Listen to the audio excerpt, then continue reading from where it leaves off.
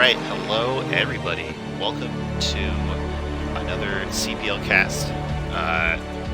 This time it's going to be Team IKEA Build Builders against R.A.T.S. I forget what R.A.T.S stands for, but they're also a team. It's the Rogue Academy for troubled Starcrafters. Well, there you go. Alright, so them against Team IKEA Build Builders. We have part of the Tier 0 and part of the Tier 1 from Week 2. I'm joined today not by Lise, like I expected, but by the man, the myth, the legend, Saetzero. Say hello. You're not the boss of me, man. Alright, do whatever you want. Make sure that you feel valid as a person with your own autonomy.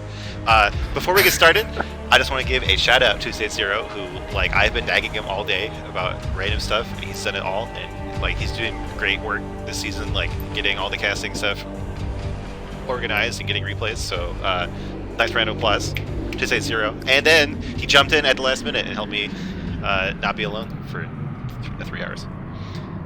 Yeah, I mean, solo casting's hard. I did that on Friday. I mean, Tier 0, Tier 1, the game's gonna be more interesting, but I did it with Tier 3, and I was like, gotta make it interesting, gotta make it fun. But, you know, it could definitely get difficult, so yeah. Happy to help out, hang out on this. This is a nice little snow day for me, and I'm just relaxing, you know? Well, there you go. And with that, let's get into the first game here. It's going to be Kiko versus Doodle Doodle, or as I've been told, Doodle Doodle is also a gay pig, so... Yep. Overlay. Alright, there we go. Alright, in the top left, in the Black Terran, we have Kiko. In the bottom left, I mean. I know my directions. And in the top right, we have the, I guess, not olive, kind of like dull green, a Protoss gay pig.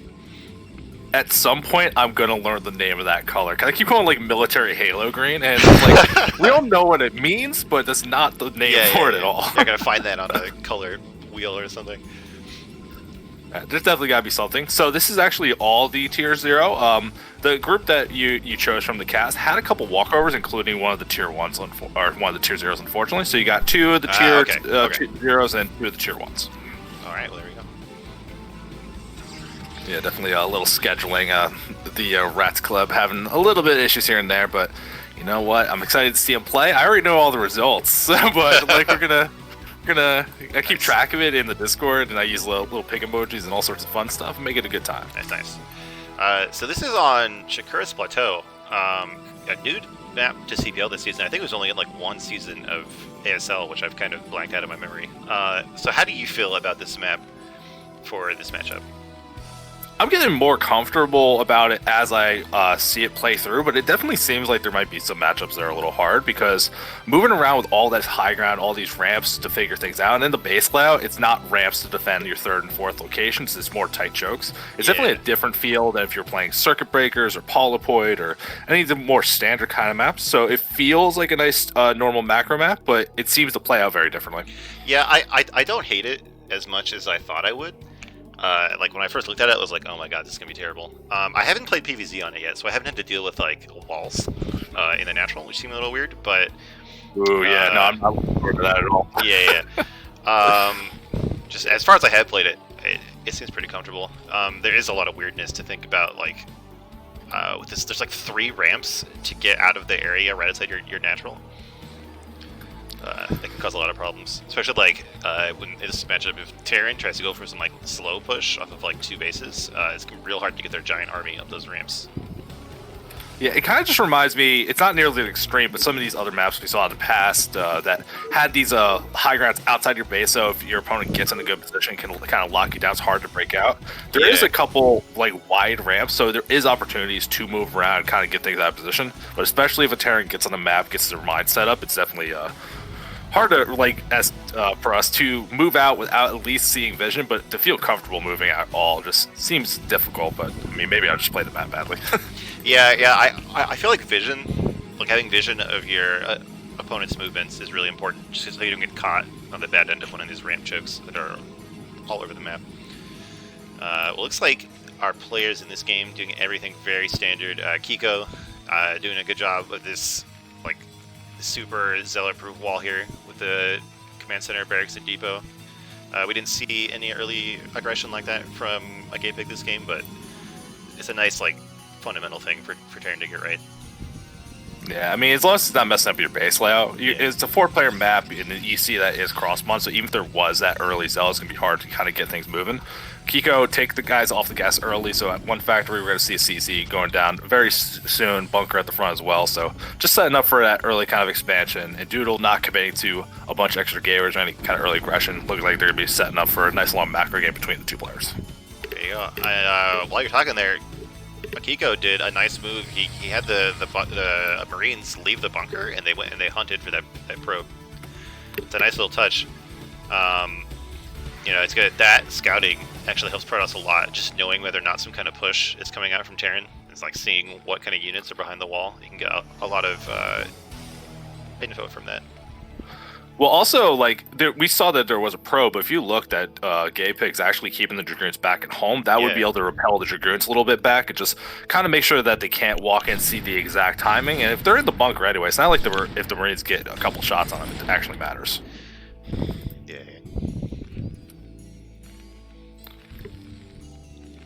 But yeah, we're not seeing anything unusual from either of these players just yet. Really looking. There's a citadel in the top left of Gay Pig's base, so that's a little unusual. Yeah, seriously, that caster curse is so real. The moment you think of anything, wait 5 seconds before you say it, and you will be way better off. Oh, and then a robo. Is this gonna be DT drop? It feels like it might be, and I might actually do a good job keeping Kiko off. When you're on cross positions, you see this kind of normal opening. There's a lot of things you want to be getting here, but it's going to be like how fast do you get mines? Are they on the map, or are you going to have them available to defend? And it's like, when are you actually going to get an eBay here? Because you're trying to power up, maybe like get your armories moving or anything. The eBay's already done, so the ability to make turrets will be available, but they're going to have to sniff this out that there's going to be something here. And the fact that all the Dragoons are back at home, not with range pressuring the bunker, I think, that might kind of spell a little bit out without having to see anything. Yeah, that might. I'll give it away here. I am definitely interested to see how this goes because I've been wanting to do this build, the TT drop build, so I'm definitely going to take notes here. So one thing about it is, like, if Terran is ready for like just a Reaper drop or just like regular DTs, that they won't build enough turrets. Because like I've seen in the past when R.A.T.S goes for the DT drops, they get a bunch of DTs and they just kill turrets so fast. So if you only have one like per base, that's not enough. Well, I mean, when you're doing it this early, you only have 2 gateways of production. You're going to have 2. Now, the shuttle's going to be there, but they actually are going to be able to like wait if they want to. You saw the SCV moved out in a way that if there was Dragoons forward, they wouldn't be able to see anything. It's going to get to the front and see how defensive this process is being. Red flag should be going up everywhere. I wouldn't be surprised. And as you see, as I was about to say, there's turrets being made in the main for Kiko. So he's aware there's some kind of shenanigans happening. It's not going to get caught off guard. Oh, and I like the placement of this SCV here. Like, it's probably just to look for the third timing, but it could also absolutely see that shuttle when it flies out. Of course, it did not this game, as I look at the minimap, but it totally could have. Well, I mean, he's got things in position that would catch some of the other stuff. Like that first turret that was made is in the main by the mineral line, but to the north side. So that's going to have that little extra time to see things. And you see there's already a turret up at the front as well. So that would be the only spot that if it's going to come in from some angle that might cause a little bit of trouble. But I actually love Gay Pig's choice here. Immediately just going to Stargate, going to be able to rush to base Arbiter. The SCV at the top of the main, going to see the shuttle so far ahead of time. A couple vultures going to move out. No reaction to bring stuff back just yet, but as I say that, tank's going back. DT's going for that turret. No repair. Yeah, that's what I'm talking about. There's no scan, so he's gonna have to find a way to build a turret right in the face of these DTs. That's gonna be real hard to pull off. Yeah, honestly, I don't think there's any reasonable option. Like, you have to build so spread apart, and I think mines are going to be really the big trick to do it, but the shuttle is here. There's no anti-air to stop it. You can, like, drop the DT over and over, try to trigger it that way. So you still have plenty of options here, but the damage is being done. So many turrets going down, plenty of worker kills, and Kiko has to abandon the main, going to be losing his armory as well. Lots of damage done for the Gay Pig. Yeah, the Comsat is trying to go up, but these DTs could kill it. If they wanted to, there'd only be one left in the natural. Oh, but the turret does finish hidden under the eBay. That's a big great play right there. Yeah, I should have turned it on my side for the regular vision because I can actually see that very clearly with the Carbot skins. I wonder if that's small advantages. Oh, that's funny. Yeah, I remember when Carbot came out, people were talking like it might be the superior way to play because there's more clarity with some things. It doesn't seem like anybody actually did that, but that is something to think about.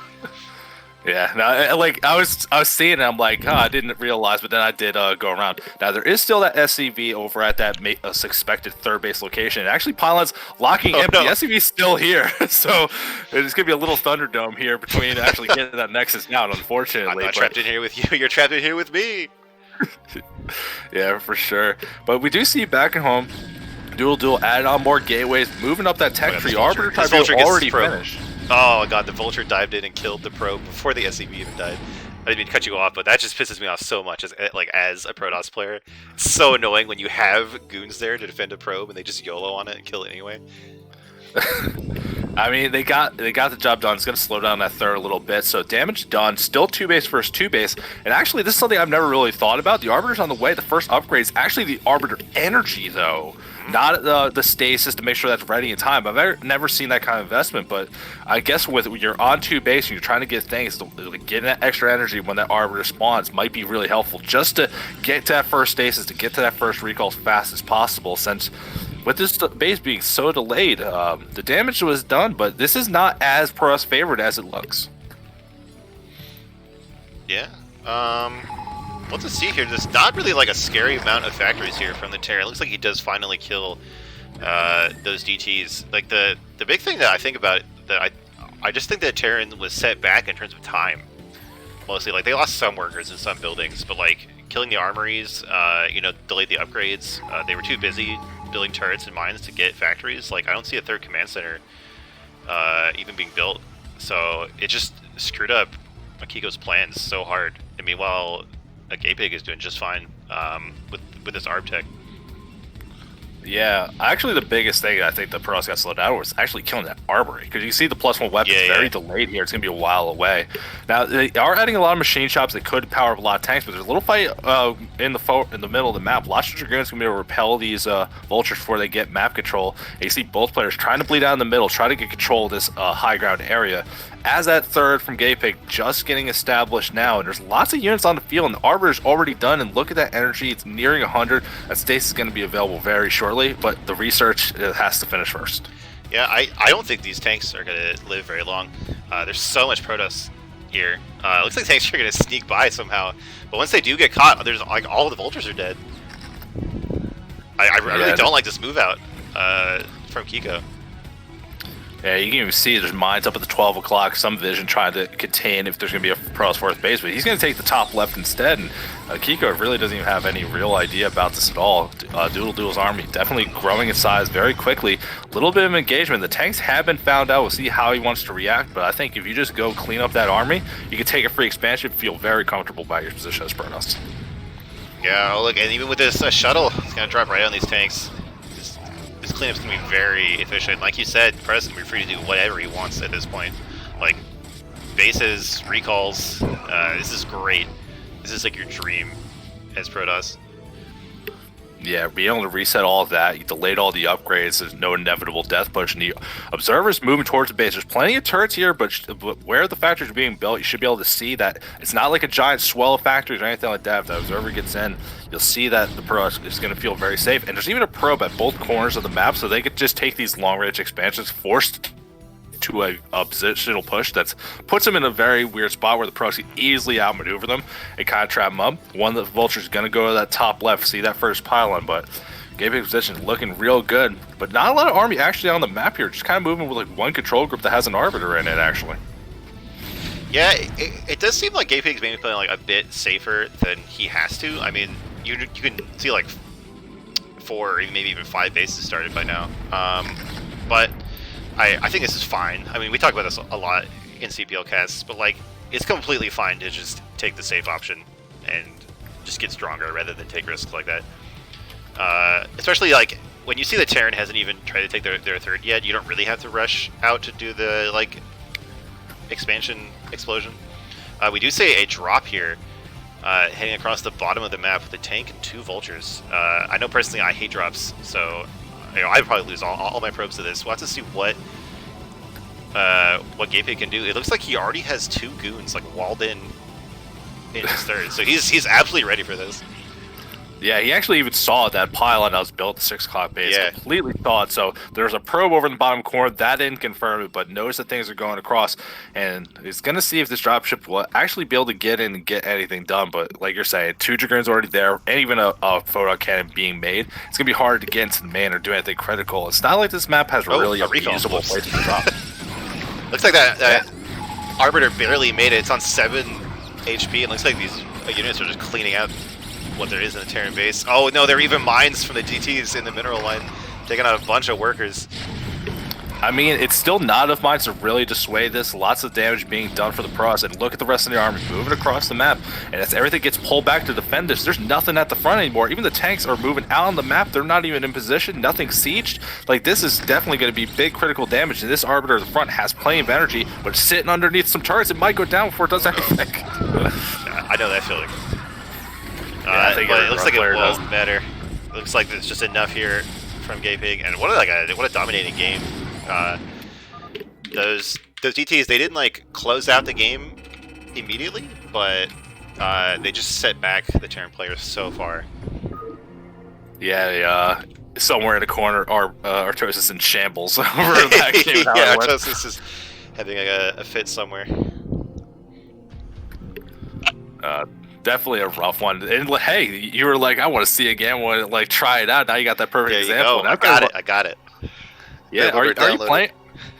Are you want to tell the audience if you're playing this week? I'm playing PvP, so I can't, I can't quite do exactly the same. But I wouldn't rule out DT drop. I mean, PvP, but yeah, we'll keep that in mind. Yeah. Oh, hold on. This is this the third map? Yeah, I thought so, right? Isn't it Sylphid? I can look it up. I thought, no, Sylphid was the game 2 of the first week. I thought it was Eclipse was game 2. I'm pretty sure I opened game 2. Well, I'll look it up. You enter the players. Okay. Apparently we have in the top left of Polyploid, the Pink Protoss Gay Pig winning the first game with a sick DT drop and a good follow-up. And at top right, now he's sporting the military halo green, like we said, the Terran player Kiko.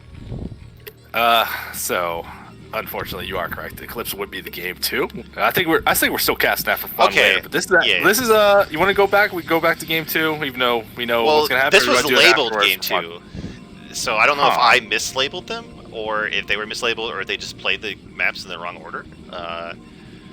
So I don't know. Do we want to like check that, or do you want to just cast it out? I don't know. I wasn't thinking of this. Play it by ear. We're all here for a good time. We're here to cast the games. We can just play it out. Building the storyline's nice, but you know what? Just seeing good games, and it's like, hey, you know what's gonna happen in the next one. That's a different kind of teachable experience. It'll be a different caster experience. So no big deal. Things happen. We're trying here. Forward gateway on this map, and looks like Gay Pig's gonna get fortunate enough to actually get that first scout too. So this could be real dangerous. Racks on the low ground. Yeah, it's racks on the low ground, and that supply depot over my mineral line. No SimCity to really help out with this. When that probe walks through, I don't think Kiko's gonna be feeling great about it. Alright, well, I had the wrong overlay up for the whole game up to now. So anyway, here we go, everybody. Here's the game. I do that at least once every cast. So this is another thing, like, I've tried a lot of forward gate, and I've had, like, mixed results with it, so I am excited to see how this goes. I feel like every time I do forward gate, I get basically the same damage done as I would by just doing an early zealot with a regular gateway. So that way, because then it's like I got like the choke at the front has like less position to move through. I can't put the pylon walls up in the way I like to stop vultures later. My base layer's all that. Yo, this is like just the dream we're seeing from pros. Really going to be able to harass and get a lot of stuff done. And look at that zealot already moving across the map. We're like actually no gas being taken yet from Doodle either. So this is definitely a weird build, a weird adaptation that when you have the forward gate trying to put the pressure on, but no gas is going to like really slow down and be able to get any kind of dragoons or anything. I think it's just going to be zealots into a nexus maybe. Yeah, that's interesting because I always try to follow it up with like the regular build, going to like a 28 Nexus or something. Oh man, this is like the kind of thing that's like, hey, things happen. But like, imagine you're playing a game like this, you have to pause for a phone call. Oh, that feels brutal. But at least it's probably better than doing it on ladder, because ladder, like, you know, they can be liable to just unpause on you. Then you're like trying to tell your boss why you can't come in, and you're playing a video game in the background. Wow, this zealot, actually, I can't believe this zealot got in here, killed 2 Marines. Like, Kiko had such a nice setup here with the SCVs blocking, but it seems like zealot's just too powerful. I mean, once they get up into the main and they're up that ramp, it's hard to navigate around. Trying to use the SCVs to block a little bit, and it's like they're slowing things down a decent amount, but if they can slow down the factory and force that to not get out, not get those vultures, and all the meanwhile, this is just buying time. Look at this fast nexus that we're seeing. Now we're going towards gas and cybercore. If we actually see a vulture get out and go straight across the map, this actually could spell trouble, because I think it will get there before Dragoons around the map. Wow, yeah, I can't believe that, like, this is a thing you can do. Just get a Nexus before gas off of forward gate. But it seems like it's going to work out. I'm not sure. Yeah, we'll have to see this is just weird. What the timing is on this Vulture, because this Vulture started about the same time as the Cybercore, so there will be a scary period of time where there's no goons out. But maybe Gatepick can put on enough pressure with these Zealots. Yeah, now there was enough distraction from the Pros. The Zealots definitely is still doing a lot of damage back at home. And we see that first Vulture going out, a couple Marines, a couple SCVs. They're going to see, is the choice going to be to try to counter push and move across? And it's not like these Zealots, if they try to retreat, you're not going to be able to defend it anyway. You might as well keep them forward trying to get stuff done. The Cybercore just about to complete, so Dragoons will be on the way. But Kiko, like, doesn't want to try to risk anything, doesn't want to push across the map and open himself to more damage. Instead, just wants to get that CC up. Yeah, that is something. I don't know if Kiko got to scout exactly what the follow-up was here from Gatepick. I don't know if we saw the SCV get killed or not, but it looks like that Vulture is on the way around. First Goon is not quite started yet, so this could do a lot of damage. Vultures are like the natural predator of probes. Yeah, fortunately, it still would be a little bit slow. That is just the one that got through. And anything else being made at this point probably won't stay back at home. But there is a bunker, and the Sea of Zealous trying to counterattack, get some damage done. No repair is going to be able to go down, but the Vulture's going to get so much harassment. Both players about to lose a lot.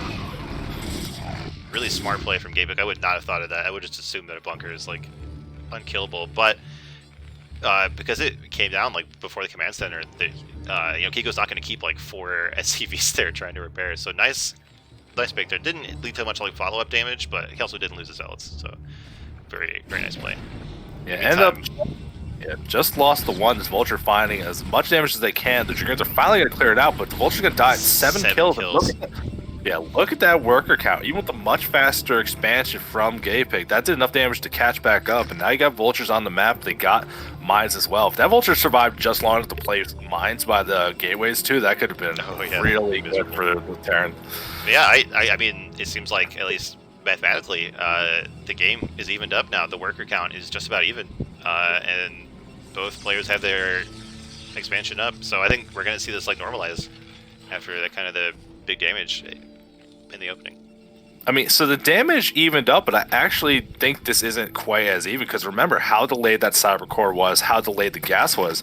It's going to slow down all the Pros tech tree, and they're going to try to move across, but you know observers are a mile away at this point. You're just trying to build units to make sure they don't lose any kind of counter push or anything. They don't have any presence on the map. These Vultures are going to be able to get mines out, get a lot of map control for the Terran. And 2-base versus 2-base, you know this very well. Terran likes 2-base versus 2-base. That's true. The tech something. The tech disadvantage is definitely something to consider. I like the Zealots are just knowingly plowing through these minefields to their death, just so the goons get a chance to poke at the bunker. Like, there's no fear, and this minefield gets through anyway. I mean, if you're beastie, you can go through this, but there's enough mines here. More Vultures in the main.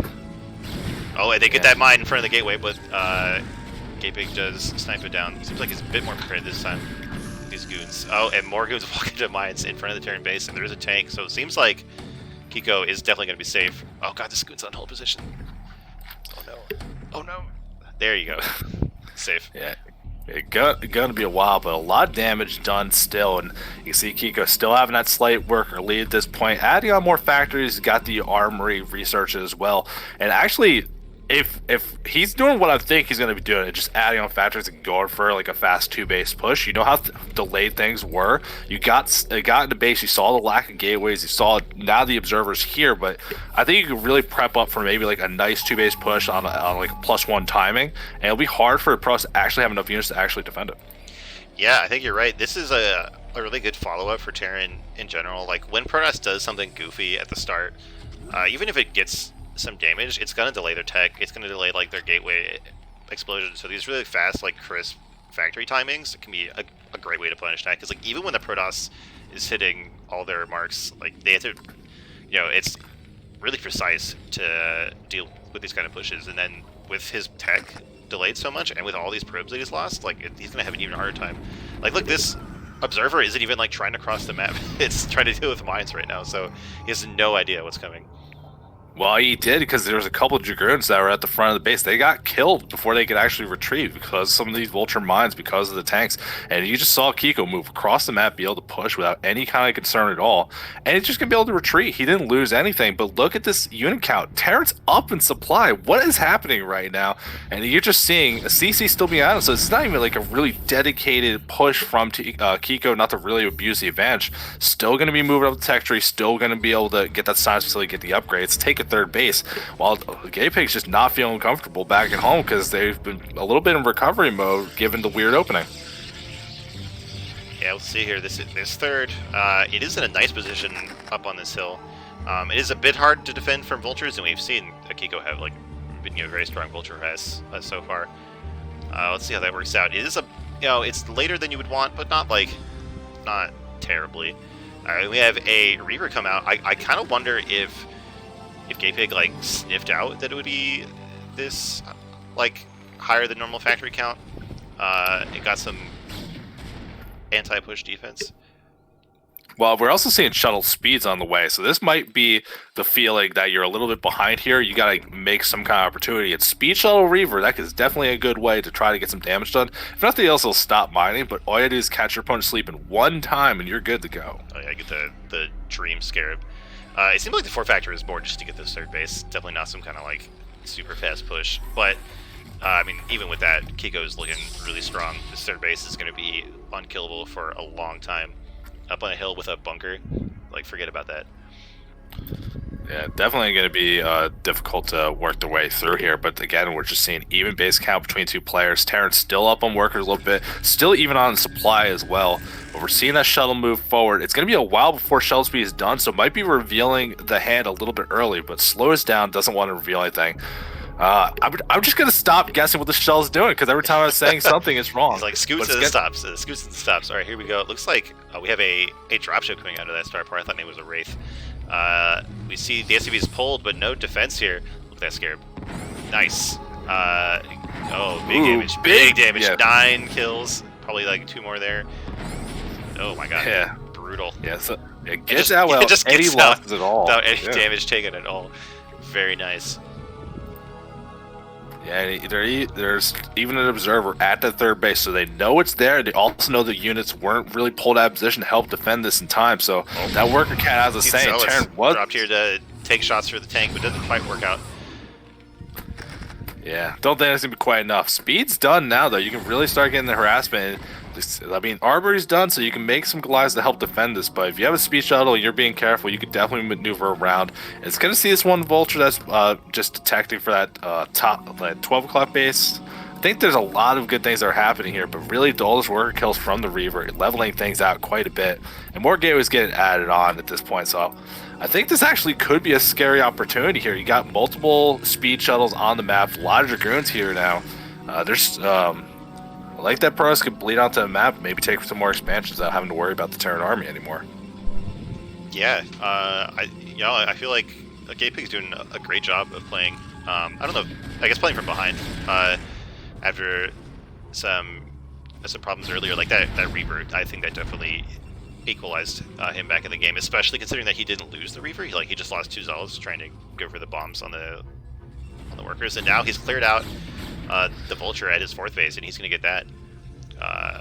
So still, it's certainly not over for Kiko, but I feel like our Protoss player has like swung the momentum back in his favor. Yeah, because even in like if you look at the numbers of the game, like the supplies are still reasonably even. Kiko did a great job building workers to get back up in this, so I don't think it's favored really so much for either player. But when you get that kind of damage done, the mental effect that could have, especially given that this would be game 3, what we're seeing, unless they played it out of order. So yeah, that's my theory is that they just played it in the wrong order, but we'll see. But definitely, Gaypig doing the thing that you should be doing when you're behind in the game. You're like, well, if I just do the normal game plan, I'm either hoping for a miracle or something bad's going to happen here. Going for something that has some volatility that can get something done. And Observer getting taken out of that third base, but still, Pro's definitely in a decent spot. But we're looking like Terran's going to set up at that 3 o'clock, try to get another base on the map before it's too late and Pro bleeds out of control. Hey, we have a drop here, but I don't know where it can go. Maybe like behind the mineral line here, the natural, but there's already a cannon. I just like I don't think there's any like clever spots you can drop a tank here. Well, I guess we'll have to see. I mean, it's definitely hard to find a position here, but I think this might be one of those wait for the army for us to move out of the map and then counterattack a little bit. Yeah. But we'll have to see, because that one cannon's in a great spot to defend the base, but also get like maximum time shooting the dropship on the way. There's also a Wraith here, so that's going to defend any more drops for the Terran in case we keep seeing the speed shuttle nonsense. But now that's just part of the core army. And look at this gateway forest. Gaping really exploded out and trying to move out here to try to put pressure on the Terran third. Here we go. There's some mines, but not that many vultures or Goliaths here. Oh, look, and Kiko's even like trying to clear out some of these mines, avoid some nasty mine drags. Looks like Gipik decides not to attack up that ramp. It's probably a smart idea. Maybe if they can sniff out this fourth, they can shut that down without, too much expense to themselves. By the way, we see observer speed. I just think that's funny. I always get observer speed. I love observer speed in this matchup. That's true. I like sight more. I feel like I'm less likely to walk into mines when I have sight. See, I feel like if I don't have observer speed, my army moves ahead of the observers. It's true, but then the observer moves ahead. Like there's like no like sweet spot. Not really. You just have to like be good and pay attention to your units, which is gross. Yeah, I'd rather like why can't there be a toggle where it's like speed 1, 2, 3? That'd be so cool. Yeah, right? like Age of Empires, like formation movement. Like you can keep all your stuff together with having the fast units run ahead. Yeah, I mean, it'd be interesting. We're seeing a couple of Dragoons try to put some clear out whatever's at the 12 o'clock base. I don't see that Pros would ever want to expand there, but they could slow down the Terran from taking that location. It seems good. But this Pros army is still in position here. It's going to put pressure over on that 3 o'clock base, forces the CC to lift, and taking control of that area. The shuttle with the 2 Reavers tied to 1 turret. That's a tragedy. But the command center will probably go down. To pay for the sense of the turret. Well, it's definitely going to get in the red. I think it's going to be able to take some more shots here, but a lot of units actually get lost from... Yeah, I can't believe that command center made it. As you were saying, some goons like wandering into the firing range of these tanks, taking some big damage. So a lot of feels bad there for our Protoss player. He lost the Reavers and didn't take out the command center. But is he going to repair it though? Is it just going to burn down here? I'm hoping. I mean, he's got plenty of time to really get any of that up. You see that he's starting to get some vultures out, wants to clear out the area. And Gapig already gave up the position there, wants to get back in the middle of the map, not get pinched in a spot where they can't see what's going on. But we actually see this dropship moving across. I think it tried to do something. It's pretty damaged. It doesn't have any units anymore. But I guess we missed the action during one of the attacks. The big things that we're seeing here from the Pros is that they haven't taken more bases. They got the 4 without too much issue. They lifted the Terran 4th, but it's like there's no attempt to take a 5th or a 6th. There's no attempt to like take the corners and force Terran out of position. They kind of are trying to push into Terran while they're really fortified. It's just not getting the job done. But here comes the Speed Shuttle, has a couple High Templars in, and Storm's been researched a while ago. This could be the kind of quick damage that you're looking for. Yeah, by the way, I think that command center is going to burn down. It's at 47 HP. I think that Kiko just assumed it was dead and like just hasn't thought about it, and it's like slightly off vision from the natural. So, well, we can keep an eye on that later. But speaking of dead, look at this Terran push right up to the. There's no slowdown at all. The unit's way out of position. A lot of Dragoons on the high ground, but still, there's a lot of tanks are seized up and pretty staggered. But there's no splash damage. There's no stasis or anything. It's going to be if the Zealots can get in here. Yeah, the mines were quite in position. Yeah, a lot of the mines take out some, but the mine drag's going through. Vulture's getting mowed down, but this Terran army just too intimidating here. Not enough to really get the job done. And we saw a little bit of a drop at the natural for the Terran, but it didn't do nearly the damage that Kiko's doing with this push here. And Doodle really in a lot of big trouble right now. Yeah, it seems like it. This is like the alligator death roll for Terran. Like when they have their army like siege right outside your natural, they just kill all your units as they pop out. Yeah, there we go. So Doodle has to tap out of the game 2 or 3, whatever that was. I guess we'll go take the other one now. Yeah, I guess that's what we're gonna do. Yeah. We're casting the games regardless. As a shout out to the people playing. Labeling the games helps us so much because I mean when people are casting, we already got enough that we got to figure out how to get the replays and everything. Just try to do your best to label things in the way that makes sense.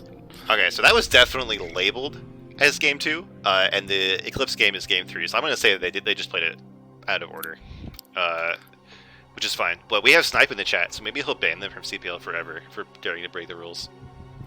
No. Like one of these players, my boys here. Like we're not banning anyone from my team. You get out of here with that nonsense, Mr. Cold Warp Gates. All right. Speaking of nonsense, let's get back into this game. How is PvT nonsense? No, take that back. What are you talking about? This map is kind of gross. Like I think like both sides don't like this map in this matchup, but we'll get to that in a little bit. In the top, oh, let me get the overlay first. All right. There we go. In the top right, we have the brown Protoss, Doodle, aka Gapig. And in the bottom left, we have Kiko, the red Terran. Alright. Good job, man. You did it. I did it. I remembered the overlay, and I remembered colors, and I remembered directions. Well, I mean, on Eclipse, I'd laugh at you for a long time if you got the directions wrong. There's only 2 choices to pick from here. I have definitely done that before. Oh, for sure. Yeah. So have I. I'm not going to act like I'm immune. Alright, so this map, I think Nebulheim talked about it last week, but like it's like in the early game it feels gross for Terran, but once they get like established on 3 bases, the map is like there's like a few narrow paths. That seems really hard for Protoss. Well, also, like, the way I've noticed it is you have to, like, pick a side of the map you're expanding towards, and as you claim them, it helps you claim the other ones. So it kind of leads to a situation that, other than the 2 corners where you have the double gassers, those mirrored bases, that you're really looking to split up the map a bunch, and I think Terran just loves that situation. It's just getting to that point's the problem. Yeah, I think you're right. Especially, like, with those, the 2, like, high ground pods on the main path. Like, that makes, like, 2-fag or FD so much harder to pull off, because goons on the high ground will just take so many pot shots at you. Also, just the actual distance moving between these, because it's a 2-player map, but it is a long distance, exactly. So far, both players playing it normal. We don't see any forward gate or anything like that. We see a very safe SimCity setup here for Kiko. Yeah, I definitely like the forward gate stuff. I think might be something I might want to do more on a 4-player map, or a map where I might be able to take another main and have a lot more space to build things. That's true. I think it's a good like use it once in a series build, but like you probably don't want to do it every game. I mean, unless you're just one of those kind of gateway men, and that's the life you live. If that's just like who you are, if you're just gateway man on the inside, then yeah. I mean, that's definitely the style I like to live. So yeah, you're Mr. 2-gate.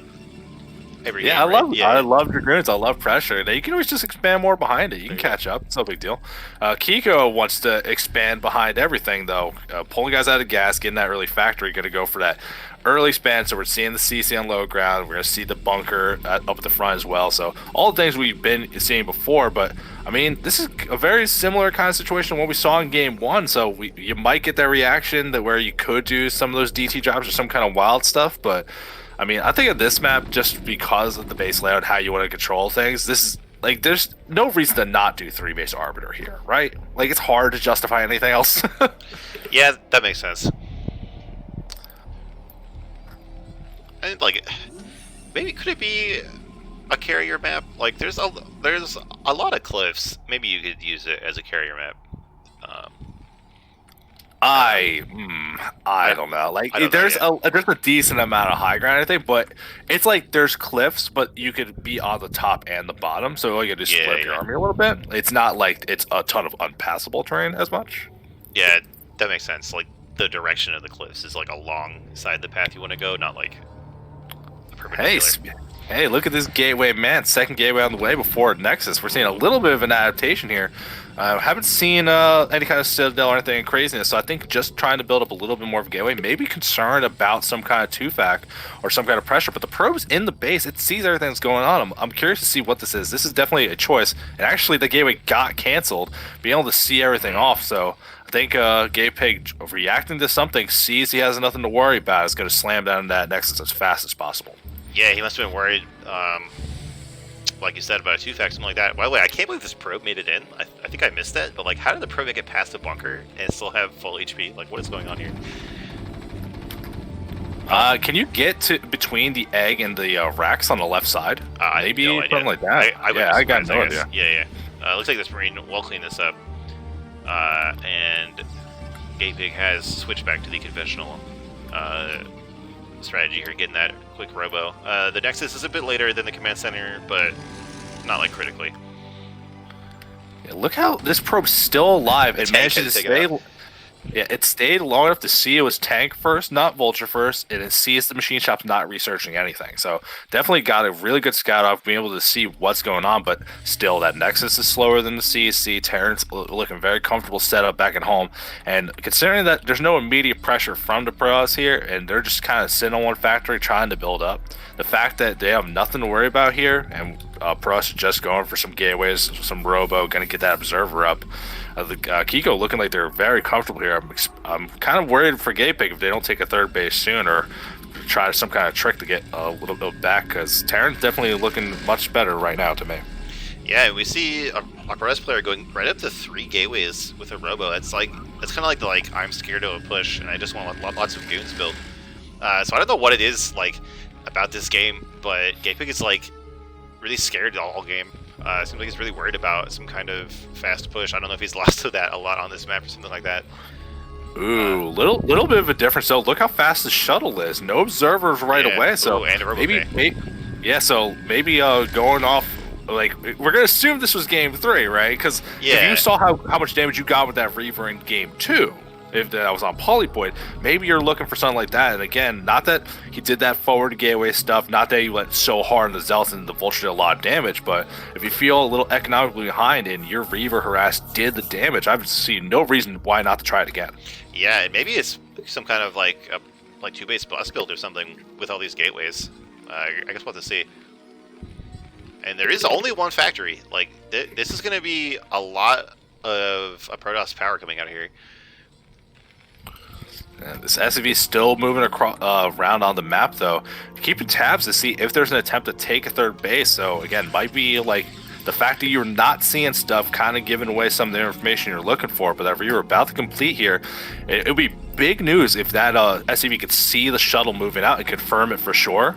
But you see, like, Doodle not trying to take a third base, building up their normal ground army. And this Reaver's kind of have to do some damage, and we'll see if he can get away with it. Yeah, let's see how that goes. Looks like the shuttle is... Oh, well. Oh, it's waiting for a Zealot. Wait for 2 Zealots. Just like we saw last time. Oh, come on, get in there. Yeah. Alright, there we go. It could fly right over this SCV in the middle of the map. Which would be a very nice placement. Looks like it's going to... Oh, it was going to fly around that, and then a scan landed right on top of the shuttle. So, Kiko knows exactly what is coming out now. SCV even going down. The SCV seeing it for sure. The Reaver's going to drop it, even just kill it, knowing that the jig's up. Screw it. Get the damage I can right now. And looking like we're seeing the pylon being built at 12 o'clock. Going to set up for another base here. But the Reaver's going to keep going forward. You see there's already 2 turrets to the natural and a bunch of siege tanks. It's going to be hard to actually move in here and get it done. And he's preemptively being brought to the main just in case it sneaks through somehow. Yeah, I feel like this time Kiko's completely ready for this drop. Like, we have more turrets, we have more tanks, and they're spread out. I don't foresee nearly as many SCV kills this time. Yeah, I think you'd have to go around and go over the factories, but that's still gonna be in vision of everything. And like I said, like they brought a bunch of the units back. There's even Goliath with it too. So we're not even gonna get an attempt here. Save the shuttle, save the units. Shuttle speed is done now, so that could be an opportunity to get something done later. Just like don't throw anything away. No big deal. And if even like without doing the damage or trying to get the harassment done, just from the caution we see from Kiko, adding on these extra turrets, being careful with the army, there's no map presence, the unit count's not that bad, the worker count's actually favoring the Protoss, and that's like they're only getting third Nexus up now, but like things still looking pretty decent here. The threat was actually enough to get the job done, but here we go, trying to go in. A second turn finishes just in time, and there's still years here. Dual pulling back, still just trying to find an opportunity, but not overcommitting. Exactly. Really, really nice play to look for opportunities, but don't overcommit. Like that's like complete like do as I say, not as I do. Because I absolutely would have flown my Reaper in there and lost it. But it's really nice to see this like really careful Good play player. with this drop. This good player playing good. Yeah. Cause like Reaver's like just having the Reaver out and the Terran knowing it, that puts a lot of pressure on them. Like they build more turrets, they'd mentally be checking their mini-map more. And then just in a straight fight, the Reaver can be really valuable. So not losing the Reaver in a situation like this is so much better than like trying to yellow it and like maybe getting like one scarab off. Yeah, but I'm like, I think the big thing you're seeing a probe moving towards that bottom right. The fact that Terran's so holed up, being so defensive right now. Like the first Vulture's trying to get on map, immediately gets picked off by a bunch of Dragoons and sees the shuttle. But this is still an opportunity to get some more Nexus up to lay claim to those bottom right two bases if you want to. And I love taking the one closer to Terran first. Just kind of lay claim to it. You can build backwards, and like we were saying, you kind of split the map up. And we're seeing that dual choosing to go for the bottom right bases, get more money rather than go for that double gas in the top left. Exactly, and this base, with such a tiny ramp, it's so much easier to defend than that like double gas base with the two ramps that are kind of bigger and like much farther away from Protoss. And I just Kiko, like, there we go. So with this third command center is trying to fly out here, but there's been a pylon here for a long time, so this third base can take a long time before it can actually get set up here. Like he's going to have to get a decent amount of units over there and clear it out, and we have the Reaver and the Goons here like camping the third base. So GamePig doing a great job of just slowing down his Terran opponent, kind of like we saw in Game 1. Yeah. Now I'm curious to see what the tech choice is going to be. Those bases in the bottom right didn't get quite started yet. There's probes at both of them, so we'll be able to start them whenever they choose. And the Temple Archive just completing as well. Is it going to be going for Arbiters? Is it going to be more of the Gateway Man style, getting some Stormer, I think? Still waiting to see it. Storm being researched first, not that hard rush to Arbiters or anything crazy like that. And we're seeing more pawns going down, looking like they're going to try to be starting these bases over in that bottom right. And there's that first Nexus goes down as Kiko trying to inch out onto the map, get out of the natural, and eventually going to be able to push forward and claim that third base. I was drinking water right when you finished. Yep, that all sounds right. Finally, this observer over the Terran army does get taken out, so GamePig won't have his like perfect information. Oh, and right when I say that, the observer number 2 shows up. Very nice, caster curse as always. But I am starting to get really worried here for Kiko because he's been stuck on 2 bases for a long time, and he doesn't have some kind of like super 2-base push coming. And the Protoss is just starting to expand everywhere. Like the Protoss can just do whatever they want on the map right now. Like they're getting Templar. I'm sure we'll see Arbiter soon if he wants. There's like more and more shuttles. We have 2 forges getting upgrades here. Protoss is kind of just doing whatever they want, and yeah. Kiko hasn't really like done much to threaten him with it. We have like some vultures running on the map, but all the bases are walled off, so they can't get any probe kills. Yeah, definitely good positioning from GamePig to make sure these vultures aren't going to get any value. Even though they're kind of sneaking around, he's choosing what lanes he really wants to shut down. And you can see how much time this third's been delayed. Kiko still can't even really push up through. There's one Reaver on the high ground and a bunch of Dragoons. Has to be careful how to actually approach that, but it's just buying time for everything. As the +2 weapons nearing completion, or just completed for the Terran player, still you could see back at home, gateway production looking pretty good. Gapik doing a good job spending their money, but they're working up that tech tree, going to be able to get more things. And they got more shuttles on the way. High Templar are done. This could be that opportunity as the army's out of position, try to take that third. A big storm drop could do big things. But Vulture's moving out on the map, and now they might have seen that shuttle. It was pretty close. It looks like finally that third base is going to be able to go down. But just another base goes down for Protoss. That's completely fine. You know, 5 bases versus 3. We have so many zealots here waiting for the big battle when it does happen. Oh, yo, look at that storm drop in the natural. That I didn't see barely get dropped just in time. 2 kills from one, 4 kills from the other. The SCV is getting pulled just in time. That eBay over the high ground, giving those extra shots to the turrets, making sure they kill the shuttle. So it was a decent little investment, but a big move that didn't, like a bunch of High Templars, some zealots, that shuttle all got killed, but still slow down mining, try to find the opportunity. Kiko had the good reactions to not lose too much to it, but I mean, that third base just getting established, and look at that bottom right, bases 4 and 5 for Protoss feeling good, and there's no Terran presence up in that top left corner. So Gapik's still in a great position as they move into the map, and they want to get control of that grass high ground outside of the natural. Yeah, and the next shuttle is there with 2 more Zealots and 2 more Templars, so we're going to get ready for round 2 here real quick. I actually love that bunker they got pushed forward. Like, yeah. Just like outside the mines, we're going to buy more time, slow things down further. I think Gapik does have to start taking more expansion, start adding on more gateways, because they're about to hit max, and they don't have that production ready to like swing into some kind of giant tech thing. They can't. Oh, he started the gas building by mistake.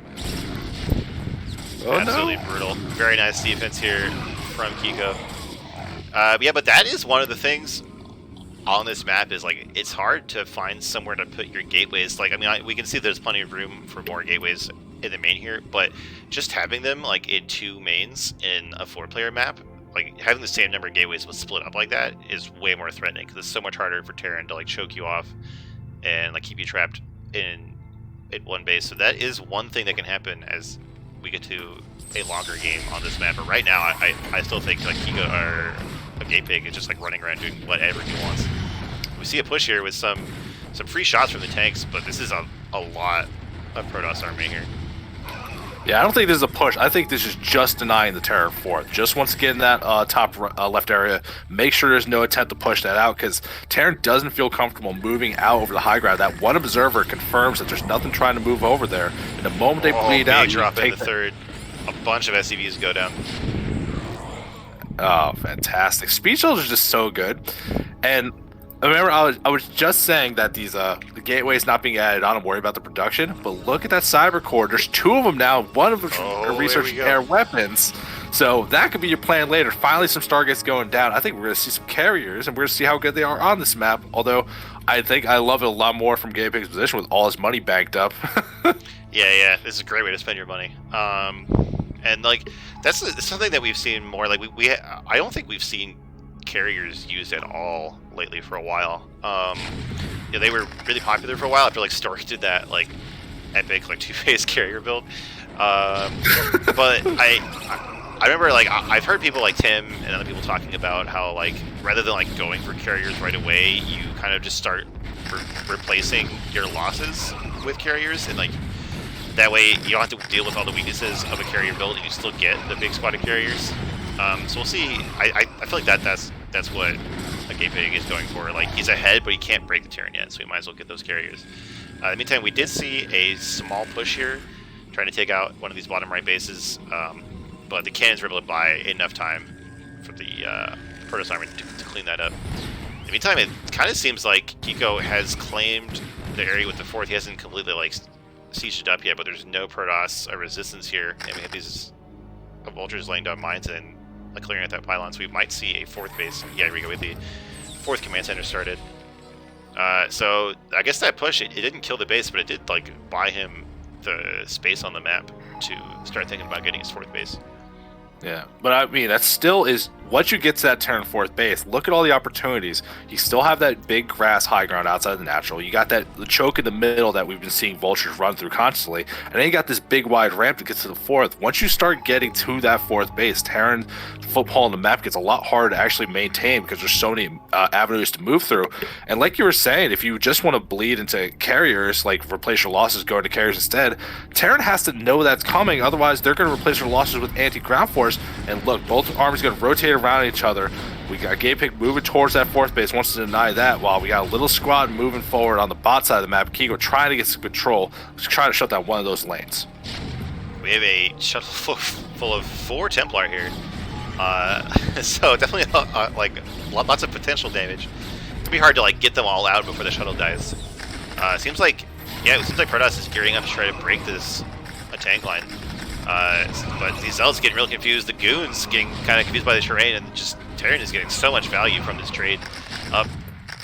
Like 50 supply there for a little bit before Protoss could start to remax.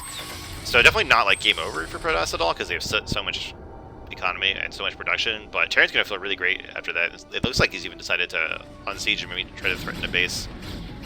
Honestly, I'm not even sure that wasn't intentional from the Protoss here. Yeah, I mean, it could have just been. There's so many Stargates. Wow, actually, yeah. 6. Yeah, there's 6 Stargates. So you just need to clear up some supply. It's like, oh no, you got me. Oh no, I couldn't get it done. And it's just, you saw that ground force. The reason it killed so much is that it's all tanks. It's so ridiculous anti-ground. But once you get, if you have this many Stargates, the first round of carriers hit the map, that's going to sway the difference on absolutely everything.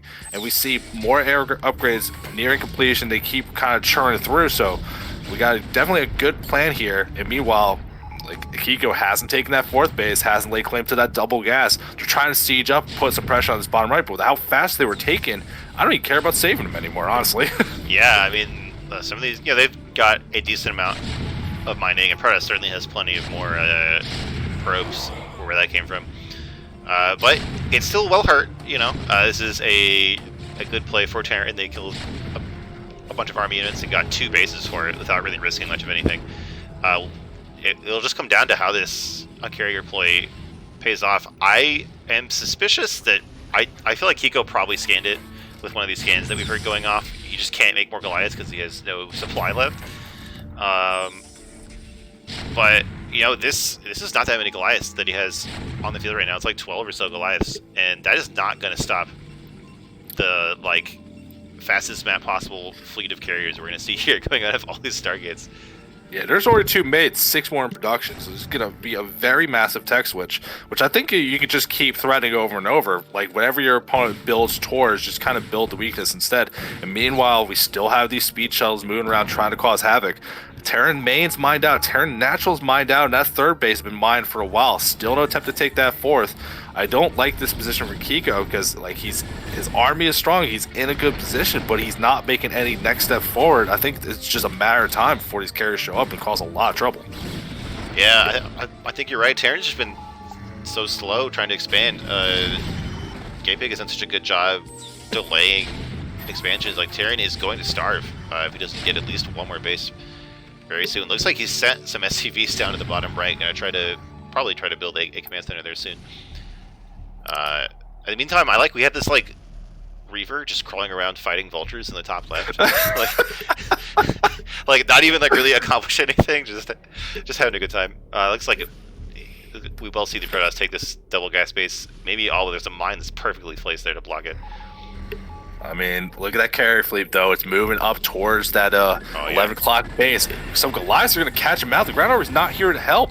So this is actually a little bit bad. Gotta be careful. Already loses some of the damage on there. And some of the interceptors, they're not fully built yet. Gotta be careful. But the trick is revealed. This ground army is still very strong and needs to be carefully approached. And I think Gapig's going to just do their best, try to ignore it instead, and put more pressure on. Try to get them to come back and retreat rather than keep attacking cross base. Yeah, I think you're right. Kind of a brave choice. We'll see how it works out here. Oh, another huge storm drop on the only mining base of Terran, just everywhere. So many SCVs going down. And so this base is definitely going to fall, but I feel like 2 Protoss bases might fall to pay for it. I honestly don't know if that trade's worth it or not. I guess if this is the only mining base for Terran, then it must be worth it, right? Especially when there's such a big I mean, Protoss army realistically, the big thing I'm thinking about right here is Terran army is killing bases, but the Protoss has a ton of bank. But these carriers are near the production. That is way more important to save than the bases, because you got this bank, but you can't afford to be raking all these factories. You need to keep control. And you can see even a couple carriers being sent to the bottom right instead, so they're going to shut down some of this long distance mining, put some pressure on that base too. And you can see Kiko killed one base, has to come back and retreat, but it's still a lot of ground army, and it's just flying boys throwing their bees at everybody. It's going to be hard to actually fight this. Yeah, I think we might have these bees might just shut down the entire Terran production if he can focus down these factories. Looks like deciding to help fight in the natural instead, but that could have been like a checkmate kind of move. If you just killed all the factories, Terran would have no way back in this game. But in the meantime, I mean, Terran has no mining, so Terran is basically out of this game. They can make like 10 more Goliaths and then they're done. Yeah, still a lot of the ground army getting wiped out here, but still just it's all carriers all the time, and you can see there's still a little handful of goons up in there, and it's just not a lot of Goliaths to go through. I hear D Matrix is trying to save things a little bit, but still it's just gonna be so hard to actually fight. When your Goliath number is like about the same as a carrier number, that's not a fight you want to be taking here, regardless of how good they are with upgrades. Still, there's a lot of carriers on the field. They're doing good, and this is a buying opportunity to put more pressure on that bottom right base, while Gapig taking their own bottom right base again as well. Really putting Kiko to rock spot, and look at that top left. Managing it, that one Reaver gonna buy DTs. Oh, DT. Oh, wow. So he sniped the comm stats with those goons, and now he made a round of DTs so he can kill this base. That's amazing. That's some big brain strategy right there. That is extra high level. I love seeing that kind of stuff. But if you look at the supply plummeting for Kiko, and where's that mineral income? It doesn't exist. He has plenty of SCVs that were on mined out bases, forced a long distance mine at 4 o'clock, but I still hear DTs trying to swipe around.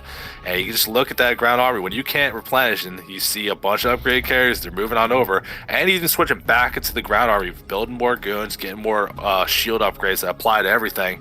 And this is just going to be a really rough spot to actually try to fight their way through here. Still more carriers than there are Goliaths are going to be able to deal with it, and he's still even being responsible, fighting over that ledge. And I think Kiko is just in trouble here. It's going to be too hard to fight. Here come more carriers. We're up to 11. Look at this group. Put in an Overlord. Let's micro these things.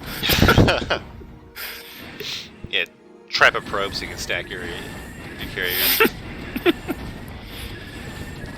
It actually sounds terrifying, but like, I don't think I'd want to do that, but it'd be really funny to do that. It must be annoying because like you can't like build the interceptors while you have something else selected. We have some Templar running around, storing themselves to get some tanks. But overall, I mean, I know we shouldn't like call games early, but Terran is okay. Terran is mining again. They have one base left, and they are headed for the top left. There's a Reaver here hiding behind a cannon behind the mineral line. Don't know how helpful it's going to be versus these tanks, but overall, like this carrier fleet is looking very scary. We have 10 carriers now after one goes down. This is looking like me when I played this game in like 2002, getting the big units. Yeah, this is actually something that Gapig does have to be careful about. He actually mined out a lot of his bases, lost a lot of probes over the bottom right. So you see a big force moving over, wants to save that Nexus in the top left here, because otherwise the 12 o'clock was the only mine base, and that just mined out as well. And you can look, there's not enough for another Nexus. So this is actually more of a precarious spot, but Kiko's supply dropping very fast, doesn't have the army to fight these carriers. But when you don't have mining, you can't build more interceptors or anything either. It becomes very difficult. And it's just Goliaths up here, but look at those DTs doing so much work against these Goliaths. You don't get to engage them with the carriers, but easily could, just given the raw number of units we're seeing from Gapig.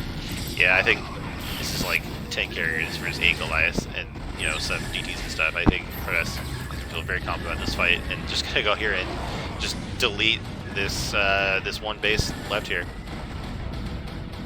Oh, I can't even select the command center. There we go. Yeah, it just gets absolutely erased. And that base does get going. There you go. And Kiko GG's. And Gapig takes the first series. It's very nice. Very nice. And I think that means that they did play the maps in the wrong order, because if that was game 2 and Gapig won again, they just wouldn't have played the third game. Right? It could be either way. Yeah, yeah. So, But it doesn't matter. We had a good time casting that. And man, I am so happy to see Kyrus go. I've been trying to mix him in a little bit again just because I'm lazy. I'm just like, you know what? I don't want to think right now. Let's just throw up the carriers. Yeah, I've had a few games like that. Like I'm so bad at like recalls and like actually killing a Terran that I just go for the carriers and like hope to just shock them into leaving the game because they don't want to play against carriers. Nice. I respect that choice. Seems reasonable. Alright, we're gonna get into our next series here. It's gonna be Exit from Team NOS on Team IKEA Build Others against Fox. And we'll talk about that when we get into the game. Back on Shakur's Temple.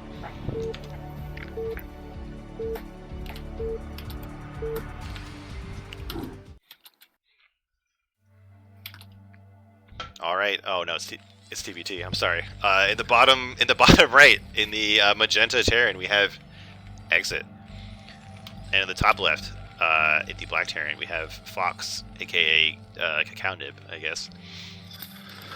Yeah. I didn't know so. you gave me a TBT replay series, so we'll have to bear through this. Now I remember Exit. I think was in one of my preseason groups. I'm pretty sure he crushed me. And Fox, I used to play with him a lot. I think I probably have like 40 games with him. I think I won one of them. He's such a solid Terran. Like he just plays completely standard and absolutely crushes you every time. So I'm sure this is going to be a high skill match. I don't know if it'll be a good match, but it'll be a high skill TPT. All right, well, we're going to rely through my ability that if I ever get drafted, it's casting some TVT. It usually is not the same build order. Someone goes draft, someone goes raise. We see a little bit of action. And I remember when I gave it because it's like, oh, it's you and Lise or TVT. Whatever. You guys requested this group. And now you have to do it. Oh man, I'm yelling at least later. You're gonna throw me to the wolves like this, but hey, I think it's gonna be reasonable. Like I said, I'm a magnet for more interesting builds, and honestly, TBT, I get the map a lot of like flack, but it's really not as bad as it is. It's really just when they cut the map in half and they're doing the same build, and then you see that like those like clickbait R.A.T.S videos, like 1 hour Mepic took the middle base, kind of like any of that kind of crap. Like that's the only time it really gets too bad out of control. Because I think a lot of players either they don't like the matchup or they don't play the matchup enough. So I feel like there's more incentive for a lot of players to not play super safe and everything. They want to do something to mix things up, to open an opportunity to get some damage done. And I do think we see that a lot in CPL especially. Yeah, we don't see like the super long drawn out games because that kind of requires like both players to be playing at like the highest level for like an hour and a half. And when you don't play this game for 12 hours a day and get paid for it, it's hard to get that kind of stamina. Although I think wouldn't it be harder? You're here in Korea. It's like, all right, really put the practice in. You're gonna play really good TVT. Except you hit flash, you might as well just forfeit immediately. So it's like you're gonna play this matchup, and there's just like a 1 in 7 chance that if it's applicable, you're gonna lose. It's like that's yeah. I remember a Neblime saying that it's hard to split this map in TVT, like a half and half. And that makes it less likely to be like a nightmare game. I don't really understand why, but I could see it being very difficult here because the center is all high ground and all the bases are not protected with ramps, just chokes. That sounds like a great spot to throw some tanks in position, use scans, and use flying units or anything to get you vision and really kind of lean into it. Because I imagine whatever Terran gets control of like a little bit, maybe like Outsider is what I would think in my mind. Is if you can control that center high ground, you have so much ground presence that your opponent might be forced into going raise or dropping around you, going around the circle, avoiding the center entirely. So I'm kind of thinking it might be something like that. Yeah, that's true. I can see like early tank, like sieges, like taking control of the ramps and taking control of the whole map pretty much. Like I could see like you could siege like up on these ramps and cover the whole area in front of the natural and be so hard to break out. Because TVT like a lot of the time more than economy, more than like builds, can just be about positioning. In this map, it's all like that's one of the biggest things, isn't it? It's like positioning and then like who hits +2 weapons first. Yeah, like, those are like some of the biggest things. Yeah. So it looks like we probably won't see any like 2-port Wraith which makes me sad because it's always fun and a lot faster game than a regular TVT. But you know, it does look very similar from both players. Looks like one of these players, Fox, is going for a tank faster. It's going to be a bit more defensive. Going to repel these early Marines and Vultures here from his opponent. Yeah, I think that's reasonable, though. He got the CC up slightly earlier. And then also back at home, we are seeing Fox actually go for that armory. So they want to get that upgrade lead. They're trying to get things moving as fast as they can. Everything from Exit that you see they're doing, like they have a little bit more workers, they have a little bit more supply, but it feels like a lot of it is just slightly slower than what Fox is doing that really matters. Because I think he cut a couple more Marines and managed to get himself in a decent position. But now I'm looking around, I don't even think that's true. I'm curious how Fox actually got ahead like this. I'm not sure. I was distracted because I think he canceled a supply depot and then started building a starport. So I'm kind of interested to see what that's for. In the meantime, looks like we have Exit just going for 2 factories, both with machine shops. So probably going to get those upgrades, get those tanks pumping. We're not going to see any kind of like crazy mass vulture play in this game, it seems like.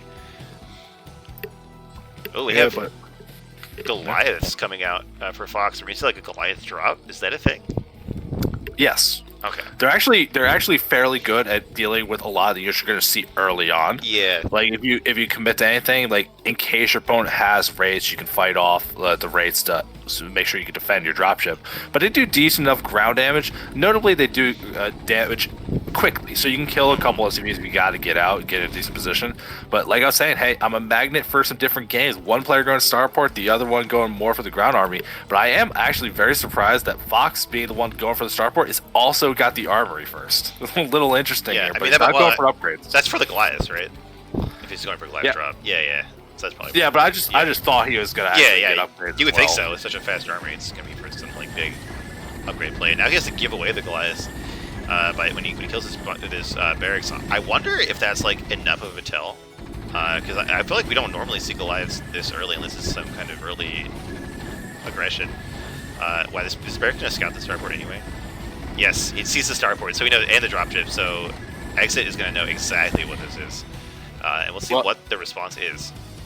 Yeah, I was going to say, you know what it is, but look back at home. No eBay made, all the tanks no are across armory the map. made. Yeah, it's like it's all ground forces. That's gonna be the plan to try to fight this off. But the Goliaths are pretty good. All you gotta do is walk in, and you can see the siege is all here. But there's no supporting units. They all just walk right on top of these tanks. They're gonna have to unsiege. A big damage being done from Fox. Gonna be able to repel this, and these tanks are gonna have to retreat. I don't think they're gonna be able to get away here. And that was a big win for Fox. He's got that base up. Everything feel comfortable. The only thing we're seeing from Exit that's looking a little better is that his worker count's better. But remember, that dropship's on the map now. That could change very quickly. Yeah, the Goliaths are pretty good. They really cleaned up those tanks, and that's going to make it that much harder to defend that drop when it does come out. Well, the dropship is hanging out over the terrain over here, but there really isn't that much here to defend from Exit. So I feel like if Fox was a bit more aggressive, he could definitely get some damage done in the main here. It seems like maybe he saw it, got scouted, and just decided to not even try it. I mean, it's possible, but he did just take a nice little fight when back at home, and you can see that he just loaded up the dropship now, but he's starting that armory upgrade, so he's well up on that. He's starting a 3rd command center as well, so he's going to be able to get some more map control. Once you kill those first couple tanks, it feels pretty comfortable to move out on the map and not be too concerned here. And look at the investment from Exit to make sure. Lots of turrets going down. He can't let those dropships in, so that was still an eBay he didn't want to buy, a lot of turrets he didn't want to buy, a lot for of the cost of possibly nothing. If this class would just go home and does nothing, he's good to go. Free advantage that he doesn't have to do anything for.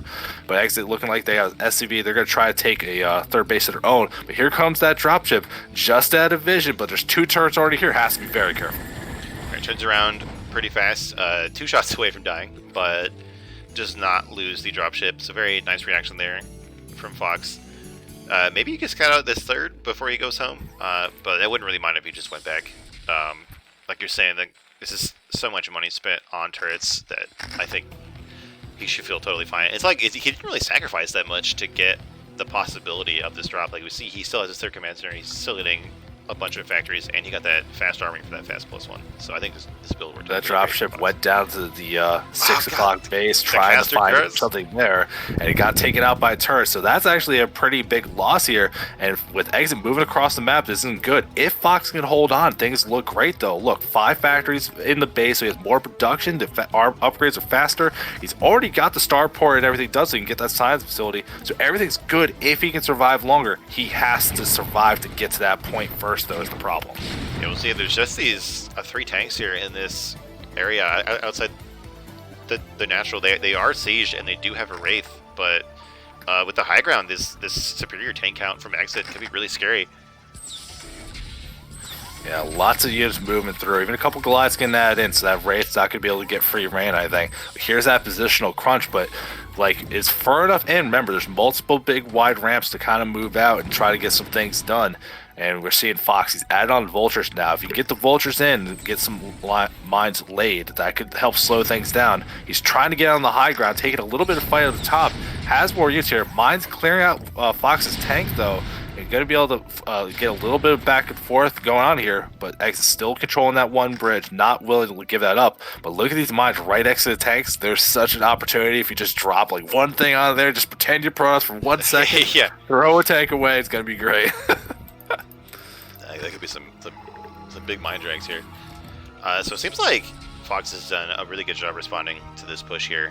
He's not contained, he's got the flank, and this Wraith can now just take pot shots on these tanks now that that first wave of Goliath is dead. Looks like we have 2 reinforcements coming in, so maybe these tanks won't go down to this Wraith just yet. If you want to talk about reinforcements, remember, it's that one Wraith. There's some Goliaths, a lot of ground from Exit trying to put pressure on the map. But back at home, 3 starports being made. Hard switch into Wraiths instead because his opponent is not making Goliaths anymore. Trying to turtle up and defend, so trying to use a little bit of that advantage, try to bleed something out. A lot of vultures managed to sneak around the army. They're going to try to push through. There's not really a lot of defense here either. I think if Fox really went in, he could actually get some of these bases, start getting some damage done. And if he can get scouting info about these starports, I actually love Fox's positions, but he's got to scout it. He's got to get the reactions. I'm seeing scans, and that's going to be for that 3rd base. Here come those vultures trying to get some stuff done. Yeah, there's nothing here to defend this 3rd base as it goes up. Even these vultures and this Goliath that come to defend. Well, okay, so the vulture gets killed, and then the vultures of Fox put down mines. All right, these mines gonna get any tank kills? Almost? No. Okay. But still a very nice play there from Fox, delaying that 3rd base. It's almost done. That's going to be so frustrating. Meanwhile, the 3rd base from Fox has been up for a while. Got some decent mining there, and the 4th base is trying to go up. That gets denied too. Looks like that will get cleaned up. So this contain from Exit really has not contained him at all.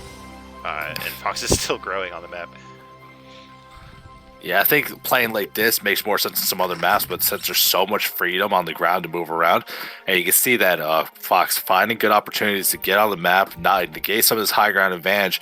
He's dangerously close to a bunch of mines, has to be careful. Good micro to make sure these tanks are going to be able to kill these off without losing anything first. But look, he's starting to put himself on the map by that 3rd base from Exit, forces his opponents to that position, but they've still been amassing Wraiths with these starports, trying to get a nice critical mass before they reveal any of that. But they gotta survive long enough to buy the time, so that way they can do this kind of thing, because you don't want to let your opponent get in a bad position. And if they can help defend some of this stuff, it's going to be really good for Fox, especially since that 4th base is about to be completed up at 12. Definitely, yeah, that 4th base does get up. No defenses there or miners, but that'll be resolved shortly. And now, like this, it seems like both players are going to try to contain each other with these siege tanks here, overlooking these ramps. They kind of just walked past each other, set up these walls of tanks. Have the Wraiths come out yet? The Wraiths have not come out yet, right? I mean, there's some, but they're not being shown yet. They're not being used. Yeah. Now, remember I was talking about, there's 2 major things that seem important to me in this matchup. Positioning's one, that +2 weapon upgrades the other one. Fox just completed +2 weapons, and Exit hasn't even started it yet. So big advantage here. Those tanks are going to be able to two-shot exits and really put some pressure on. But also, remember, the +1 weapon, it's 4 damage per Goliath. So if you're going hard on R.A.T.S, your opponent being on +2 is dangerous for that as well. The R.A.T.S finally have to get revealed to slow this push down. You can see that Fox is going to have to retreat, but he knows what he needs to do now. And back at home, he's got a lot of factories. He's going to be able to make Goliaths and be able to slow this down, no problem at all. Yeah, but for now, these tanks are taking a bunch of damage. Like, it's actually enough race that they do like meaningful damage on these tanks. It's like Fox can't decide where to go with them, and that's going to give the Wraith enough time to just clean up just about every tank. It's a really nice hole here for Exit. That Gambit going for all these starports has really paid off. Yeah, more starports being added on for Fox too. He's going to be able to match that. I think we might see a situation like we kind of saw in that last series, where if you have all these factories and you have all these starports, you kind of lean each way. You can have the reaction, but Exit now has plenty of race out on the map. He's continuing to build them too. It's not like he made enough. He's going to back off. He's going to try to find opportunities. And you see Fox now adding on turrets, now investing that money, trying to get things going. But look all over the map. We see a little bit of push from Exit up at the top right. Fox has all these bases, and Exit did establish a 4th as well. But both players having a mobile army, going to be able to keep putting pressure on. They're just trying to drag each other out of position. And there's a Race finding a little spot here, but some Goliaths are here too. Remember, Race are garbage. They die immediately. So like, I can't even like a balance line about it. Like, I'm a Protoss player, and I think Wraiths are so bad. Like, they only are made because like it's so good to have an air unit that can shoot ground units at all. But like, they're so weak. They die so fast. Well, I think it's that tax you pay for them being invisible, but look how fast, like, most of that Wraith force already going down. So next Exit's supply falling quickly. A couple more Wraiths coming out, but still, there's a couple Goliaths here. That's kind of all you need to really defend against this. You can see it is buying them a lot of vision, which helps a lot in these little tank wars, but that +2 weapons, like I was saying, big advantage. And we're actually even seeing that Exit not even going for +2 weapons. He's actually going for ship weapons. He might not have a science facility to actually keep going. Yeah, I don't think I see one. I think you're right. In the meantime, we see, coming out of Fox, we see a Valkyrie and Wraith Cloak. So if he's going to try to take control of the skies, I don't think the +1 ship weapons is going to help enough with that. Oh, like one Valkyrie will kill all of those Wraiths. Yeah. It's going to be so funny to watch. I can't wait. Speaking of R.A.T.S.'s TVTs, I remember like last year he played one where his opponent just kept making Wraiths and R.A.T.S. just kept making Valkyries, and I swear there must have been like 100 Wraiths died that game. It was disgusting. So I'd be excited if we can see that happen this game. That would definitely be funny, but you see, look at the word count for both players. They wow, know exactly. they just need to keep throwing units on the map, keep trying to cut these positional advantages. But we're starting to see some of these base mine out. The main's mined out for Exit. The Natural's going to be following up soon. And if you're looking at Fox, like the main's close, the Natural's close. You took that third a lot faster. You have all these workers. You're eventually going to have to be able to take more expansions. But now we're at that point where it's going to be very difficult to take any more bases, just because each player keeps trying to out-rotate each other to keep trying to do all these things. The one thing I'm really looking forward to that we haven't seen yet, mass dropship. Being able to move this ground army in a really good position quickly would be super good here, but I think with all these races, it's going to be hard to do that. So we're just seeing little attacks here and forth. Exit finding a little group up at the top right. Going to take a nice little fight here. But look at these supplies. It's like half workers. What the hell is this? Yeah, this is kind of amazing. Like, after this long game with all these fights and like different base counts, they have almost the exact same workers and almost the exact same supply count. Like, well, there's been all these fights, but none of them have been harassment on the mineral lines, because you like, look at this. You could see the minerals that are banked up. Harassing like workers that are mining minerals, that's not going to do anything. Like, you know that minerals are not the thing you're worrying about here. You have to actually kill bases to shut down gases. Otherwise, you're just trying to fight. Now Fox reveals he's building a race of his own, and they have Cloak, going to be much more difficult to deal with here. And he's sending a bunch of things in, and he's got a good little force of raids here.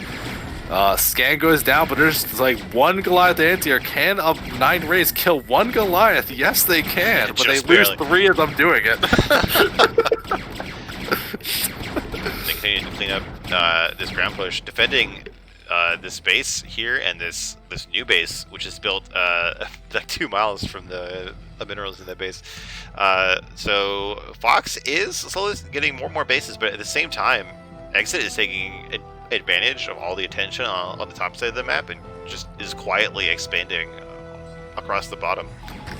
Right, and of course, right as I say that, we have some vultures from Fox scooting around, coming to shut down these bases, but, well, or maybe they were just sent to the bottom left to mine, I don't know.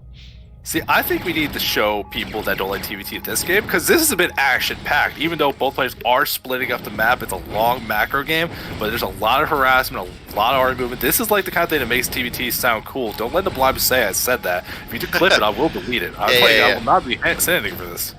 This is purely off the record. Do not take this as like official testimony or anything. Yeah, but both players try to take more bases. It's looking like we're going to get a top versus bottom split, which does make taking the middle bases much more difficult. Exit already managed to take the 3 for quite a long time, and you can see if you're splitting all these things up, Exit can really focus on just making sure that 9 o'clock doesn't go up, that you can put pressure on this top right, so he knows where he needs to position everything on the map. Eventually, we're going to get to the point where the upgrades are not going to be too much of an issue. +3 weapons are done for ground on Fox, but nothing's done for the air just yet, unfortunately. Exit's on 2-1, so we're going to have a little more armor to help deal with this. And I think he's been upgrading some of the air weapons as well, although you have to keep deciding what you're going to keep building, because if like Fox has a lot of race, do you keep trying to fight it? Do you go Goliath? It feels hard to actually decide what you should be going for right here. Yeah, I don't know, like, I guess the best way to come back in the air war is to get a Valkyrie, but Fox already has one of those too. And this ground positioning is actually getting worse for Exit here. Fox is sieging up on this base here, and we don't see too much here to stop it. We see like a handful of tanks, but there's this giant cloud of Wraiths here ready to defend. There's so many Wraiths. There's like 16 Wraiths here. Yeah, I think I can confidently say Fox has too many workers now. 93 feels like too many. Yeah, that might be a little much. Confidently see it. Oh man, like this is the example game when like he talked to me. Hey, look, he even made one Valkyrie. He's like, no, I won the air. We're done playing this game. Like, absolutely not. You can make alliance if you want, but you are not allowed to make any more Wraiths. Oh my god, there's so many. You can see Fox using this Wraith force. It's going to allow his basically all tanks to push forward. They're going to put pressure on that 3. Not, in the meantime, Exit trying to bust in at the natural Fox, but there's mines and siege tanks up already, and Exit taking huge casualties. Yeah, the other big problem is Wraiths are very mobile. Now, there is 3 Goliaths here, so he's got to be careful. That one Valkyrie's not going to do anything. The cloak goes down, but a lot of the Wraiths are already killed. We saw so many Wraiths, and they had to run from 3 Goliaths. Ridiculous. Yeah, but, I mean, a lot of that ground force from Exit did get killed off. And look at that bank. Remember, both players being so rich for so long. Exit now actually risking running out of money, while Fox still has plenty here, been doing a good job upgrading. And they're still going into race as well, but they're still making sure that ground armor is pretty good. Positioning for Exit looks decent here, but the forces are just running out, and there's no pressure anywhere else in the map. So I think when this gets cleaned up, Fox gets back at the map, he can do whatever. A couple vultures did go down to that 7 o'clock base, and they're getting some harassment done there as well, killing the turrets first, more importantly. So if Fox keeps going back to raids, but action all over the map, but Fox definitely getting the better end of it. Yeah, that supply was even for so long, and now Fox is up 20 workers and up 60 supply. It looks like he must have traded 20 workers at some point, because he used to be at 90 something. So I think after all that, yeah, I think you're right. Fox is in a much better position. He's even starting to build factories in the top right here. So we're going to see like even more production come out of him. Yeah, R.A.T.S finding some tanks over at that 3 o'clock base that Fox used to take out. So we're seeing that's going to even up some of the supply a little bit. But look at this. We're seeing a big transfer of the SCVs over to that top right. Fox has many more bases actually established and doing pretty good here. While it's going to be hard for Exit to get more going. He's took some harassment down at the bottom left, so there's no defenses at all. Here comes 4 more vultures. That's going to be enough to really do some big damage. Just 1 Goliath here, not going to be enough to defend anything. And now these vultures are going to just lay ruin, and there's no army anywhere near here to defend this. Oh yeah, it seems like he like I said, just lost a bunch of units in the middle to that Wraith Cloud. And now, like, there's only, like, 36 supply of army units for Exit on the map. Because there's so many workers. Seriously. Yeah, and a lot of this not even going to be able to really fight here, because at this point, if you're this low on money, you got to choose what you fight. I think you have to absolutely give up one of the things, but it's like you can't give up the anti-air because the race will kill everything. You can't go all ground because the race will kill everything. Like, yeah. There's enough Goliaths here, they're going to be able to take out a nice big fight here, but Fox still has so much money, going to be able to keep reinforcing things however they want. Look at the production tab. You can just see how long it is between two players that exit, just having trouble producing anything at the moment, while Fox is keeping the upgrades going, adding on more factories and more starports, just keeping their options open. Yeah, they can produce whatever they want at this point. There's so much stuff. I wonder if so we see a science facility. I would like to see battle cruisers. We see so many more starports, but no physics labs. So maybe it's going to be just pure wraiths. And we even see Fox getting the air upgrades now. Yeah, I mean, he completed 1-1 a while ago, so leaning into these rates a little bit more. I am surprised that you are not seeing a physics lab, adding on a couple battle cruisers because it's resourceless, like good damage. You have Yamato cannons that help you break open positions. And look at Fox. He's taking that 2 o'clock base. That's not like what you're supposed to do. He's building closer and closer to exit. He knows how much damage he's doing at all these other locations. And you can see it still fights in the middle of the map. It's hard retaining ground control. While Fox has all these races as well, but the supply difference, Fox almost doubled his opponent and still mining for more bases. Exit's going to have to try something bold to get out of here, but even drops won't be an option if there's this many races on the map. Yeah, I mean, with all these races and like all this map vision for mines and like random tanks everywhere, like it's going to be so hard to get any kind of drop past the defenses of Fox. Like he's just inching forward on like every front with this like wall of tanks and mines choking Exit more and more. Yeah, Fox building a lot more ground use now at this point. We're seeing scans are going to be able to see things as they go, but Exit just doesn't have the fighting force to really withstand any of this pressure. Fox consolidating all the army, going for that bottom left, and it's finally enough. Exit's going to tap out. There you go. Like you were saying at the very beginning of that match, Fox just plays stable. He plays standard, but he plays so well. It takes that game very convincingly, even though it was even for quite a while. Yeah, really showing his strength in that kind of long game.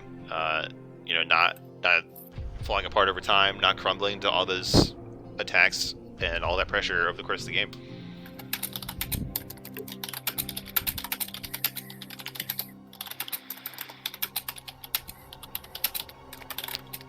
Game is up when you're ready.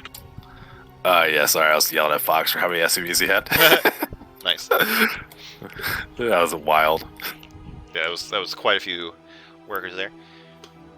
Without further ado, let's get into game number 2. Yeah. Now, if you are Exit here, you gotta change up what you're doing. You don't want to go to another game like that. Yeah, I think after a game like that, you're like, all right, I probably can't. You know, I'm gonna have a hard time winning a long game against a guy like Fox. But we'll get to that. In the top right, we have again as the Magenta Terran Exit from Team NOS and Team IKEA Builders, and in the bottom left. This time in yellow, the Terran Fox for Team R.A.T.S. Yeah, alright, so different kind of map. We have this SCP. Yeah. There we go. Like we are going to see things go differently this time. I mean, as far as I understand this, it seems wild to us that it's like, oh man, look at this cheeser. But it's like, after the first racks, when you get factories made, it doesn't matter too much. You're going to build a couple Marines anyway. So it's not really insane to go for something totally crazy here if you're going for some kind of proxy racks and put pressure on. It doesn't hurt you as much as it looks. He's managed to get all the way in the main, though. Yeah. Exit, you wild This card. is like, they build a barracks inside the enemy base, and then like, do you hope that Fox builds his like halfway across the map so you have no Marines? I don't think I've ever seen one barracks inside the enemy base. Like, you know, you see BBS, but like, it's one racks like this. I have no idea how this plays out.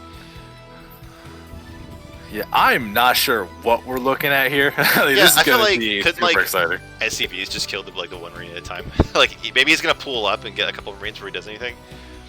Looks like we have this barracks from here. It looks like from Fox. Looks like it's placed to like build one marine and then fly out. So he could be kind of vulnerable. Ooh, the SCV got spotted. Oh, it did. For like a flash of a second. Oh, Fox man. should have seen it with the SCV that's making this gas geyser. That's the only thing that's giving it barely enough vision. So if he's paying attention, know what's up at this point. He hasn't pulled the boys or anything to go up there, so I'm not sure if he saw it because it's only flashed for like 1 millisecond one single time. I'm sure if he did see it, he would have sent something up there to check. Oh, he's building a bunker. What is going on in this game? This is amazing. So it looks like this is like a really committed one barracks proxy attack here. I've never seen something like this in this matchup. Or really, I've never seen the one barracks in enemy base ever. Oh, he's not even going to see that anymore because the only reason he even saw that one SCV was because they were both building buildings. So that the SCV went to the top left occasionally and exit reveals. There's an SCV in your base. It's building another bunker. My God.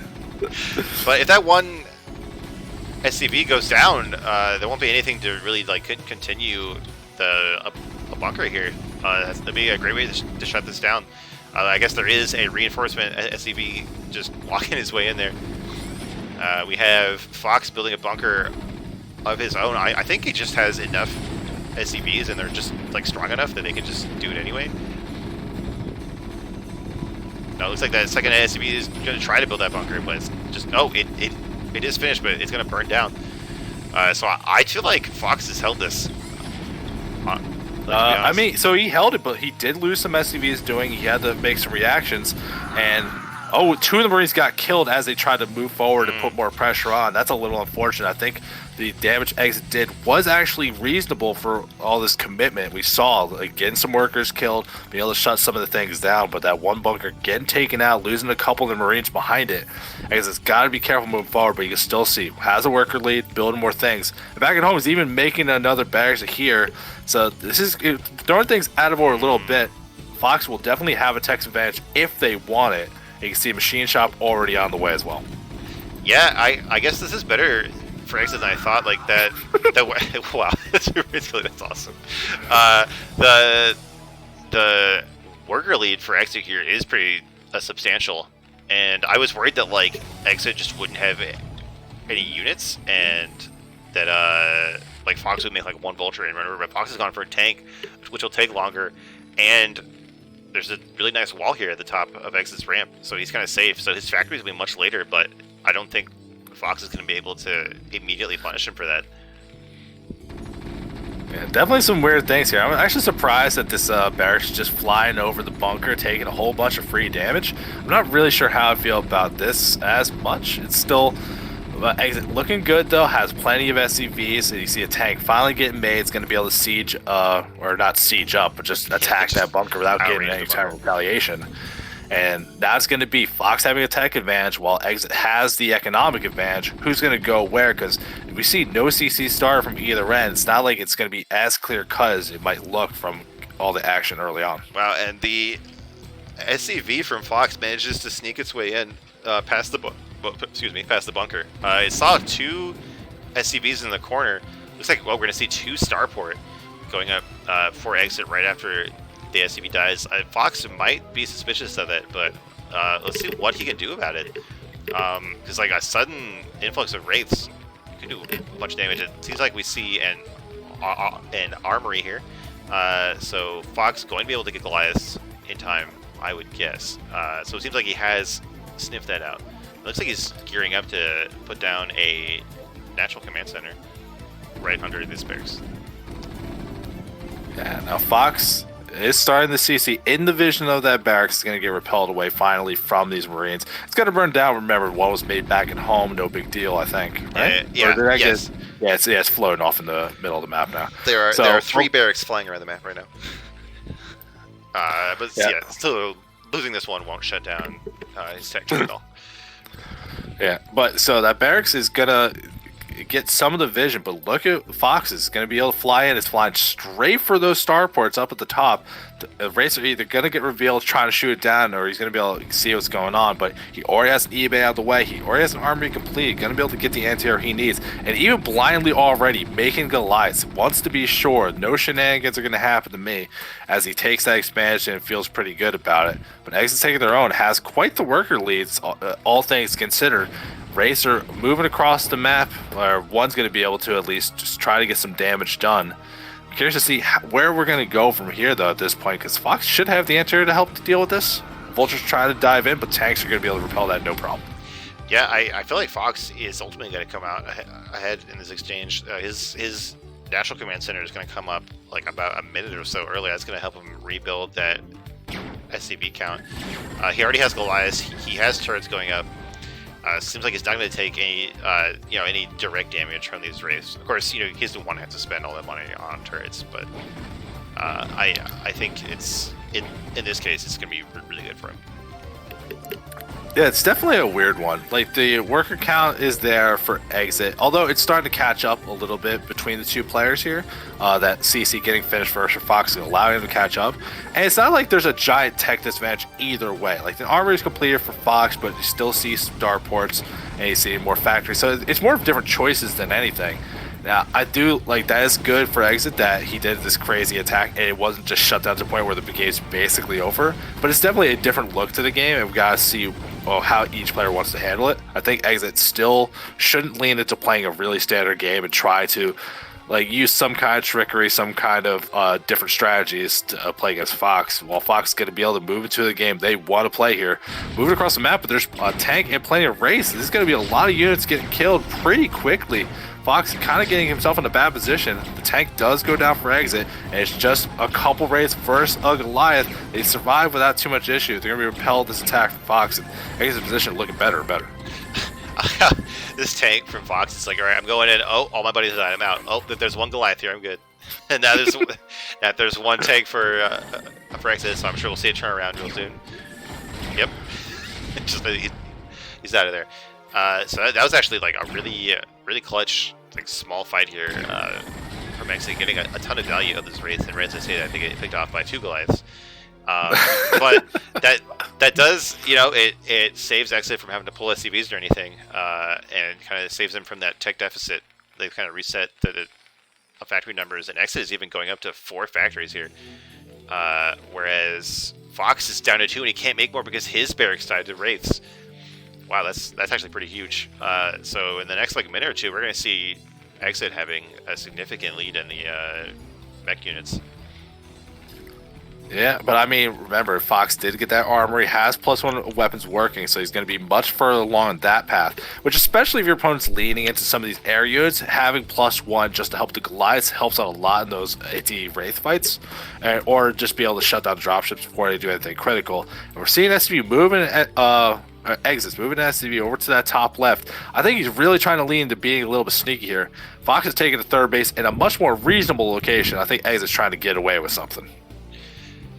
Yeah, that's the only thing I can guess from that SCV2, and he has one waiting at his regular third. I don't know if that's like to psych out a scout or if he's going to double expand. But either way, he's going to try to pull one over on Fox, and that's the kind of thing that he probably has to do after the incredibly strong late game performance of Fox in the first game.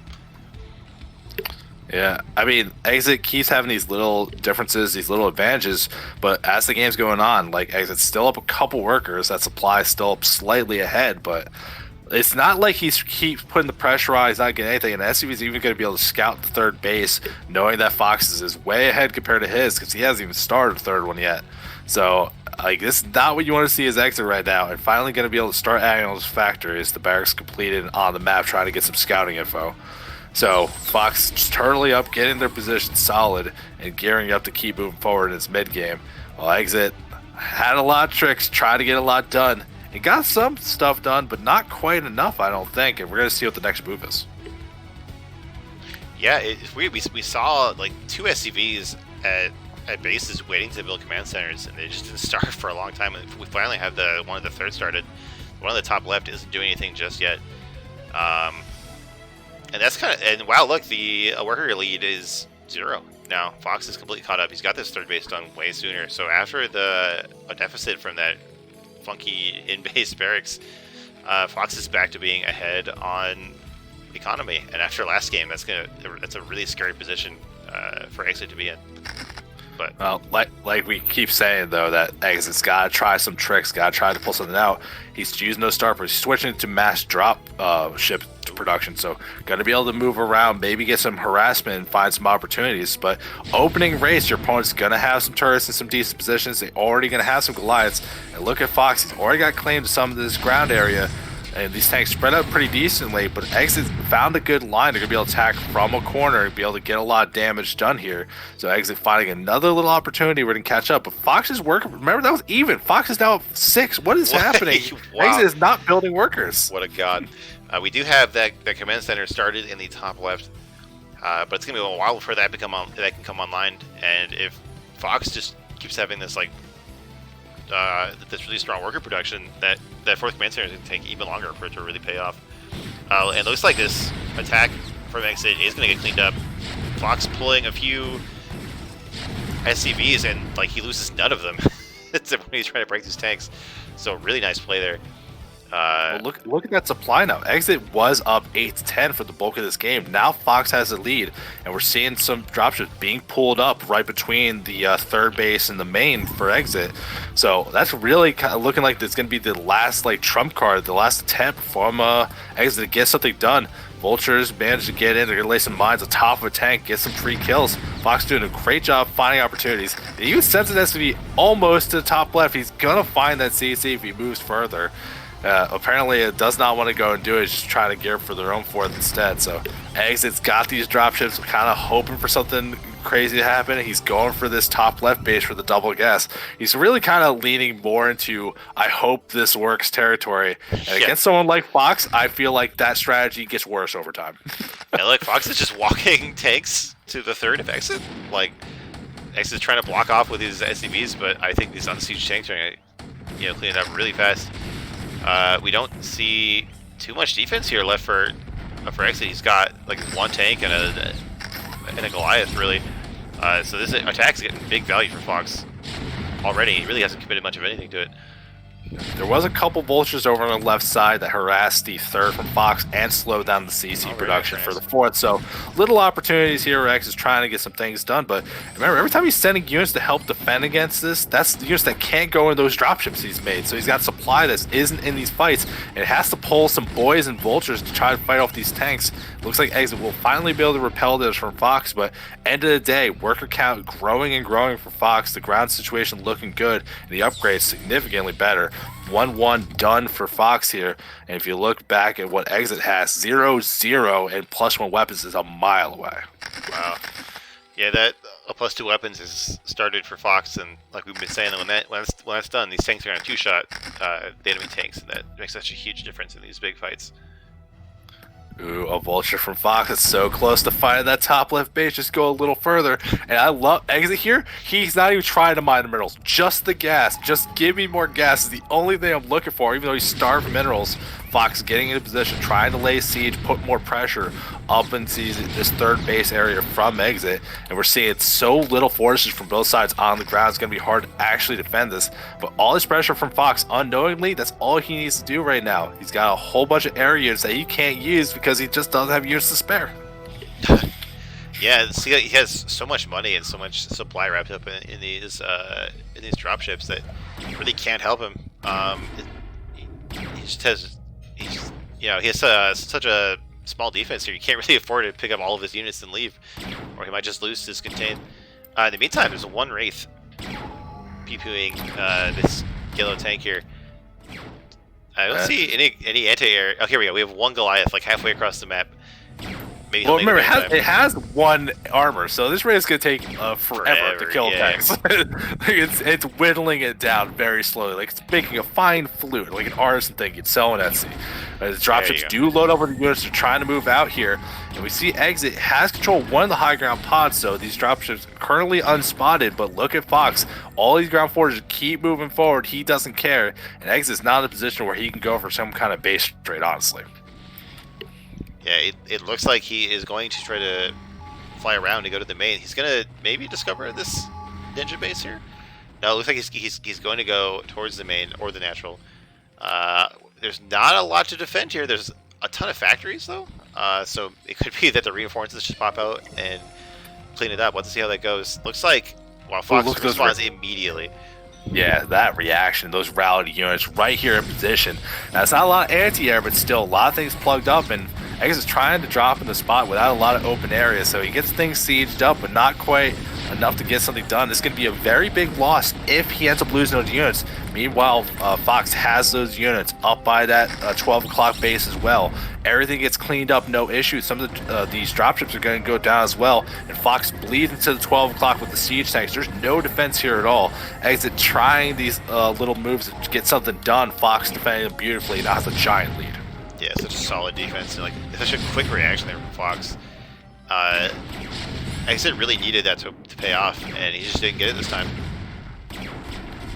And it's going to make it so much harder for Exit to make any kind of comeback in this game. He's down on supply, he's down on bases, he's down on workers, he's down on upgrades.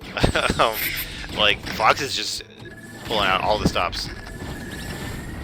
Yeah, definitely a rough thing, especially in a mirror when your opponent is, if they're just capable of playing a very solid game and you're having trouble and then you try to do tricks and they're not working either. It's one of those things where it's like, well, what am I supposed to do really? So just a little unfortunate. I think Fox very solid with their TVT, feeling comfortable. They're bleeding out all over the map, taking a bunch of expansions, having their armies in good positions too, and being able to counterattack at the right times. Just Fox playing everything super smoothly right now, and Exit's trying to hold on. They're back on that ground army, but now look, +2 weapons for Fox is completely done, and only +1 for Exit, so these siege wars are not going to go their way, and Exit tap it out that one. Fox taking a pretty solid 2-0 win.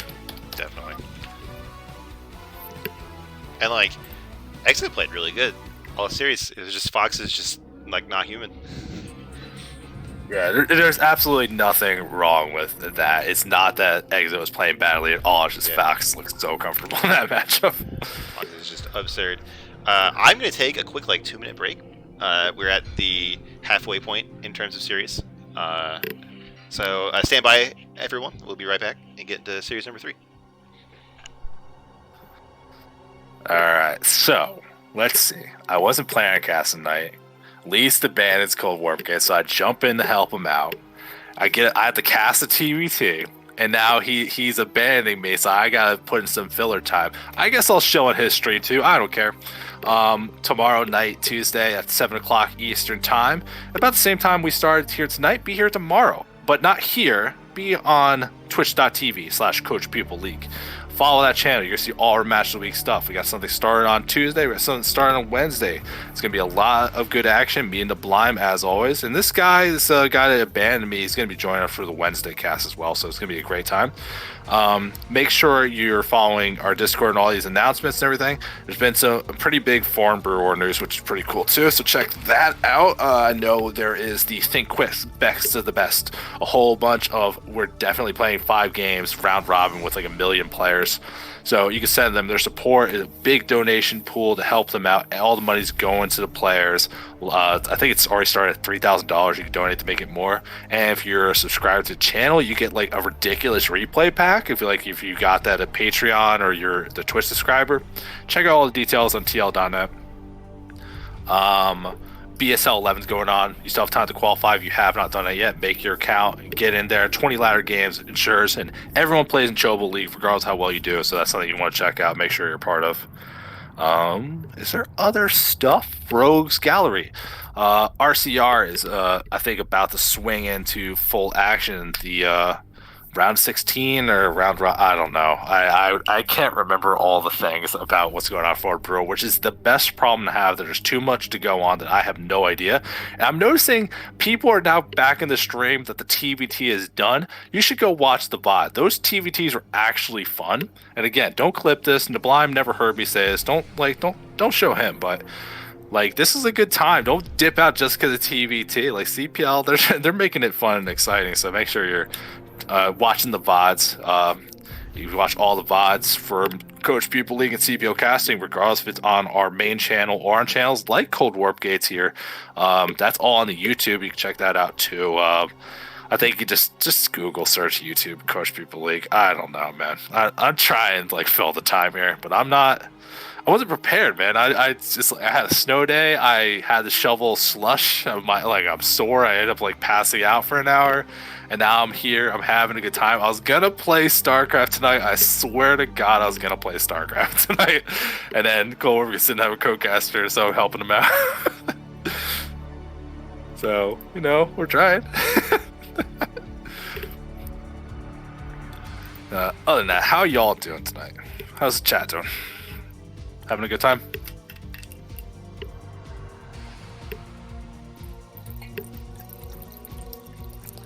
I should get like a sound and just clip all of my shilling so I don't have to say it every time.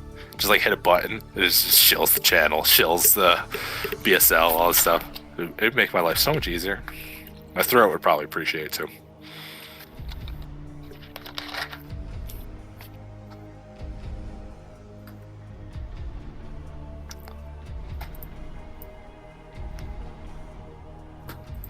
Hopefully everyone's having a good night though.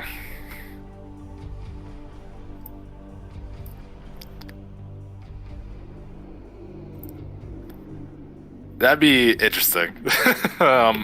Who would you want on a Brood War caster soundboard? Like, or would it just be all R.A.T.S. rage? Like every button R.A.T.S. is angry.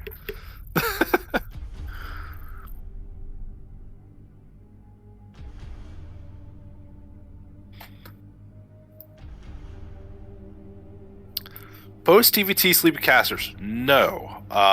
Cold Warp Gates had to go to probably the bathroom to get a drink of water. Yes. So I'm filling time. Now I'm back, and I just realized I can put your name on the overlay instead of Lee's, since he's not here.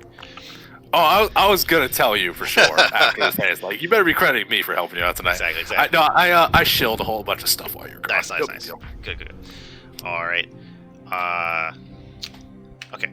I'm gonna open the next series.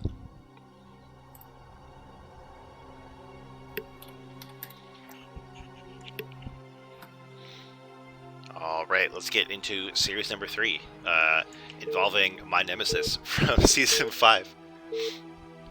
Oh, I'm excited. Who is this? Gotta see it. We talked about it before, but here we go. In the top right, in the I don't know, in the not peach, in the weird pink. That'd be bottom right. Oh my God! In the bottom right, the Zerg player, IKEA Aggie, and in the top right, in the not black but gray, the Protoss player Goblin, and my nemesis is Aggie because I played him 2 times in CPL 5, and I think he proxy hatched me 3 or 4 times. And like the first time, I was like, all right, that was dumb. I'm bad. I should scout. And then the next 3 times, I knew it was coming. I scouted it. I tried to stop it, and I'd lost. So like, I have never been as embarrassed as I was by Aggie. So let's see what he does in this game, because it is PvZ again. You just want him to proxy hash and be like, it's not just me. I know. Like, I just want everyone to see how ridiculous it is. So it looks like we're going to see a Forge expand here from Goblin. He's going to be very, very fortunate first scout. And you can do a lot of tweaking in your build when you get a fast scout off on Zerg with Forge expand. Well, I mean, you're saying that, but he's going to get in here in time to see that's 9 pool, not over pool. Has to respect the choice, especially he's got to pay attention to the larva. Is it going to be 6 lanes? It's going to be that kind of fast pressure from Age? Of course it's going to be. Let's be real. Of course it's going to be something aggressive trying to get in the mix. Now, it's not Forge Expand. It is Gateway, and because the pro wasn't there right away, I does feel a little bit delayed. That might cause some issues for Goblin, but I still like the opportunity to have some units in the mix. But when you got a micro against links, especially speed links, that can be so difficult. Hopefully Goblin survives that too much issue, because he's on my team. He's my boy. Gotta root for him. Yeah, let's see. I know I feel way more confident with Forge against 9 pool speed than I do with Gateway. It's really not impossible, but it's really tight in your control. You have to like pull some probes and like block the ramp, and then come out just in time to save the pylon. Like, it's Okay, doable, so but it sucks. let's. I'm gonna like ask you. Are you confident with Forge and cannons on this map with how silly this wall is? Oh, this map, I've never played PvZ on this map. And hopefully, I will never have to. It looks like this wall is actually like okay? Question mark. Well, like, there should be a gap between the Forge and the wall on the right, and there's definitely a gap between the gateway and the wall. Well, on the I don't know left, if so. units can walk. I'm not sure if units can walk on through the right or not. But Okay. on the left, there's... Okay. Look what Age's doing. What is this? What? We're not talking theory about standard play anymore. It's an Age game. It's one base layer. Let's go. Okay, what are we gonna see? Like 3 mutas at like 5 minutes? Like, or I mean, it must be for like lurkers, right? I don't know what else. I feel like mutas are like you just wouldn't even care. So the main thing I'm looking at right now is the Overlord. If it goes to the south, it stays in that wall where it's gonna be hard to get it. You get speedlings in the main because you dropped them in. Maybe that could be juice. That's possible. That was a big strategy in Starcraft 2 for a long time, because it did a very silly thing where like you got drop on each Overlord individually, and like at one point it just needed the spawning pool. So yeah, like, PvZ we don't was talk really dumb. Yeah, we don't talk about early Legacy of the Void. Like, early Legacy of the Void was a wild. Yeah, like the Wild West. Flying tanks, like like drop at like 2 minutes, like lots of foolishness. Meanwhile, in this game, it looks like Goblin has detected that hey, those speedlings never ever came to me. So I'm gonna send out these 3 zealots and see what's going on, and be like, why is this hatchery so late? What's going on? He probably won't get up the ramp to see the lair unless Age just lets him up. Okay, never mind. All right. So there's definitely enough lings for these zealots, but this is still a really good value for Goblin. I mean, like, obviously the economy. Wait, okay, yeah. So it's a Hydrogen. It must be for lurkers, but Aggie is like he's on 9 drones, and he's gonna have to replace these lings probably. Like, so this whatever Aggie has planned has to work really well, or Goblin is just gonna get miles and miles ahead. Alright, so a little aside, while things are building up, it is Lurker on the way. We're seeing the Nexus complete here back at home. The Cybercore is done, but no tech choice just yet. We'll see what the choice is from Goblin. But just put yourself in the shoes of a coach of Age. Do you hate your life, or do you love your life? Like, I don't know, I guess it depends. Like, you don't have to worry about it, don't touch them, just like, I got it, coach. You go in and you go wild. Yeah, I don't know. I wonder, like, does he have a coach who tells him to do this stuff? Like, is I guess, like, Tai 2 can, like, pull out some ridiculous stuff sometimes. So, like, maybe he goes to Tai 2 and he's like, Master, teach me how to be ridiculous. I mean, it's definitely possible. Now, I am intrigued. This Overlord gonna get in the base. There's a cannon being made in the mid well ahead of time, respecting the fact that there's something weird going on, spending the money, not losing anything silly. This Overlord's gonna go in. It's gonna see a Stargate, but it's nowhere near the bottom of anything. And you know it's Stargate. There's gonna be a Corsair. It's like you haven't started Lurker drop, so it's just actually 2 hatchery Lurker. What are you doing? I don't know. Like. I think you're right. We're not going to see a drop. It could be like he's trying to race to lurkers and like kill that one cannon. I mean, like you see, like there is only one cannon at the wall. The Goblin even sees the lurker egg on the ramp. He knows it's coming. But now Goblin knows exactly what it is. He needs to just throw down cannons everywhere. Like cannons behind the minerals, cannons at the wall. It's totally worth it. Like Zerg has given up so much to get to this position. Like you can absolutely afford to just put a ton of cannons down, but we don't see cannons. We don't see a robo. I'm getting a little bit scared. Yeah, honestly, like this is like we see a Citadel away, and I would love an adaptation here. Go for robo, and if you want splash damage, go for reavers. That seems like it makes so much more sense in this situation. We're seeing gateways get added though, going towards Citadel, and lurkers get burned at the front, but it's in range. Oh, the links save it. Very nice, but it's a lot less scary. Okay, it can't pick. Oh, nope, never mind. All right, that lurker gets popped, and that really hurts for Aggie, and he lost that Overlord in the Protoss base, so he's supply blocked.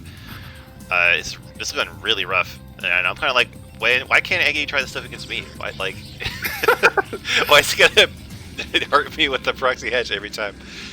We Well, see a second cannon coming up for Goblin, so it looks like he's hopefully not going to die here. Sorry, go ahead. Well, I was gonna say, like, if we look at what's happening in this game, Goblin has a Corsair in the base, and if he's paying real close attention, it's been a lot of drones. It's all drones. Aggie's trying to catch up, knowing the shenanigans didn't happen. There's no Hydras to defend the Overlords or anything. So if Goblin wants to just gear up for a push, he should be comfortable to do so. But remember at the very beginning, you're like, oh, it might be 9 full speed. If he did Forge Expand, this might have been built meant for Forge Expand, because those 3 Zealots that moved forward, that saw the Lurkers, that like saw the hatchery wasn't done, you wouldn't have ever moved out there if he did Forge. So I think Age maybe predicting a certain opener, and Goblin doing something else and getting caught with the hand in the cookie jar. That's very true. I didn't really think about that aspect of it, but you're probably right. Okay, so we see Overlord movement in the production. I can never remember which upgrade for the Overlords looks like what. So we don't see drop yet. It's a lot clearer in Carbot. I'm just gonna keep plugging it away, man. It's a lot clearer which one's which in Carbot. I think this one Lurker is going to kill this Forge before the +1 finishes, which is really sad. That's +2? Absolutely. Yeah, it's +1. So we will want to see a replacement Forge, which we do in the top right of the base, which is very nice. I know we saw Robo. Okay, we see an Observatory, so we see an Observer come out, and this one Lurker is going to go down, and there actually is a scary amount of Protoss army ready to go. I mean, like, relative to what Zerg has. Like, you know, we have 5 goons, probably some more coming. That's actually going to be pretty effective here against what Aggie has. And, like, Aggie is still way behind on drones. He can't really afford to make a lot more units. So Goblin's looking very, very strong right now. Yeah, see a second Forge being made, the one that was made in the top right, is actually rushing to armor, realizing that he's not against Lynx, he doesn't really care. Observer on the map, he's got these goons, they're going to be able to keep pushing forward here. And it looks like Goblin going to try to take control of this map again. Age really tried to be greedy, drone up hard, but even with how greedy he was trying to be earlier on, now he has to make more units. And look, the worker count's not substantial. Age's trying to take that third base at the 6 o'clock. That's not really going to be getting anything done here. And these goons are just going to be able to walk forward, start sieging up, because when you're this behind on combat, you can't afford static defense, you can't afford evolution chambers to block things off. It's just going to be Hydra versus goon here, and there's just not a lot of army available for Age. Yeah, and at the same time that he's pushing in, Goblin is going for these Overlords. It's a very nice play here. So even if this push doesn't work, he's going to get at least some damage done on the supply centers of the Zerg. Yeah, these Hydras moving forward away from the Lurkers, taking a lot of big damage. The Dragoons are taking some. Gotta be careful. These Corsairs keep trying to find value as they move across the map. Both of them got a couple kills, so doing some decent work there. Age leaning into his true style. Now that Overlord speed is done, upgraded drops as well. He's gonna find something, but look at Goblin. He doesn't care. He's not gonna force the issue. He's taking the third up the 12 o'clock base, and if he just defends things, he shouldn't feel bad. But Goblin's gonna do his own thing. Shuttle Dark Templars. He's gonna find something to get done and throw Age off his game. There you go. Yeah, it just like even in a normal, wow, there's 3 DTs in there. Okay, I was gonna say like even in a normal game, dropping the main with DTs is so strong. Like, I guess spoilers, I do that like every PvZ because there's like I mean, as much as I complain about how dumb it is that Zerg gets so much detection, like they it's hard for them to cover all the ground that they get, and the main is usually the part that they sacrifice because they figure they can just put Overlords at the natural and save themselves. But if you can get a DT in the main, it's like an easy like 10 drone kills. Look, Goblin even attacking the front at the same time. Has a decent amount of goons here. They're taking some damage, but they're going to be able to fight off all that stuff without any issue. Meanwhile, the DT's getting dropped. One swipe on the evolution chamber that might be enough to notice, but Age not pulling the drone just yet. Big damage going down in the main as well. And you got still plenty of army outside the front. Goblin's even floating a bunch of money. Look at the supply difference. I think Goblin's got game 1 covered. Yeah, he's absolutely picked apart Age's nonsense in this game. It's just like, you know, be very calm. We get lots of good scouting, lots of good aggression to throw. To throw the Zerg off his game. So really Well done, Goblin. Yeah, he even mentioned to take out the Hydra Dench, stop the production a little bit until it gets remade, which, considering that was the tech choice, right? It was Lurkers, so you can see that Agi's got a lot of gas, he's got nothing really available to do it, but that third base up for Goblin, fully established, and is still building plenty of army back at home, adding on gateways, but not getting like overly bold with how much he's adding at once. So Goblin playing a nice, safe, and smart game, and unfortunately, a couple of goons moving a little too far forward up in the natural, not going to be able to get anything done, but still, Age not in a great position, definitely not in a position to move out, and now Storms have been done for a while. Templars are up at the front, and they have energy for Storms. Age is going to be hard-pressed to get his way out of this, and Protoss already at 3 base, Goblin feeling just comfortable, just so comfortable. Definitely, like, even bases in a normal game is great for Protoss. Protoss is like, well, he had for a little bit. He had double the worker count. I think we're gonna see this push finally work. Like, we got Templar here to kill any big waves of Hydras, but there's just not much left from Aggie after all the abuse he's taken. As long as he doesn't lose that observer that's out of the back, but it's all ground. It's like there's a couple lurkers and Sunkens. There's no Hydras. There's no anti-air. And Aggie gonna have to tap out of game 1. All right. Let's get into game number 2.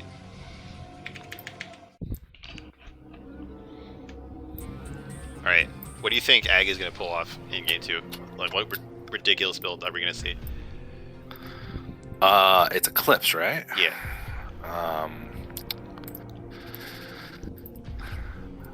I don't think it's actually going to be that ridiculous. I think it's going to be actually Mutus, though.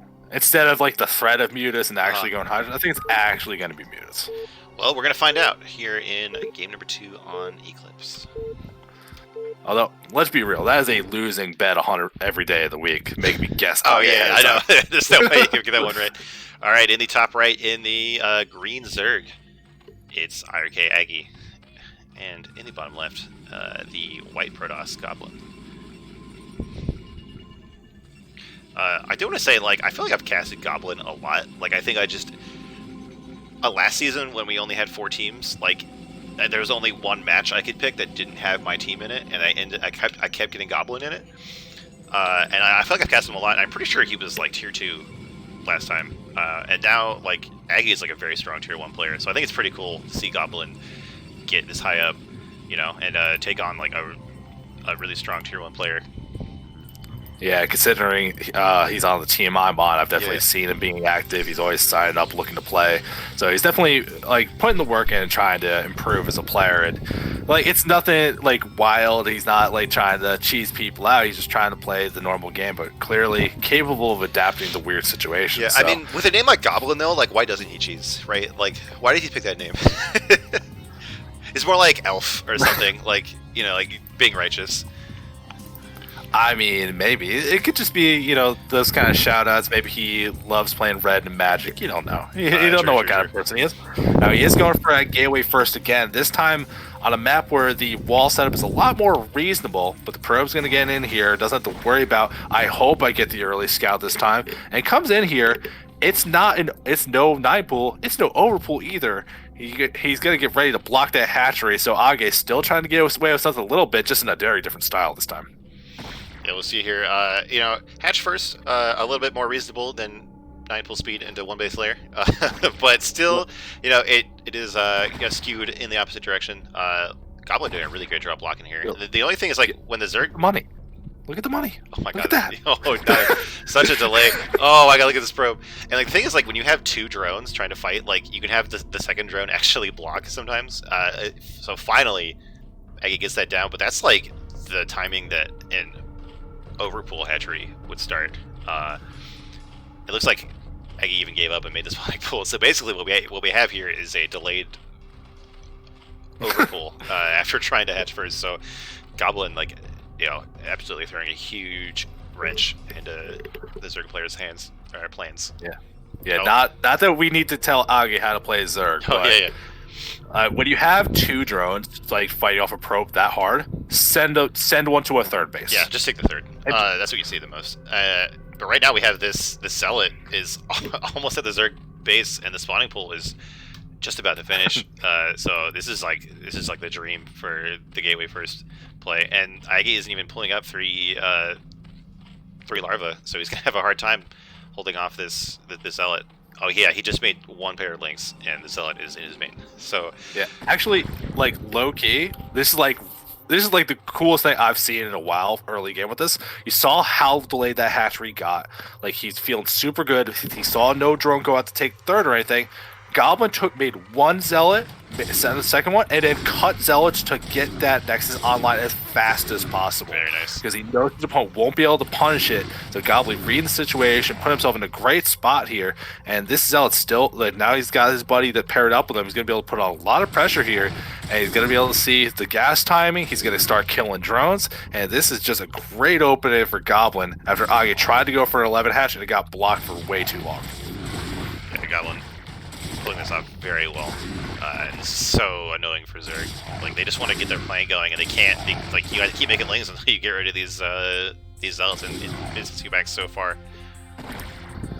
Yeah, one of them's on the verge going to be taken out finally, but still, look at how much mining's getting delayed because they have to keep grouping up, having to keep being defensive against this zealot. He can't afford to put more in the gas right now. Everything getting delayed so much here on Age's side, while back at home, Goblin just building up. They got the gas on the way. Cybercore is on the way as well.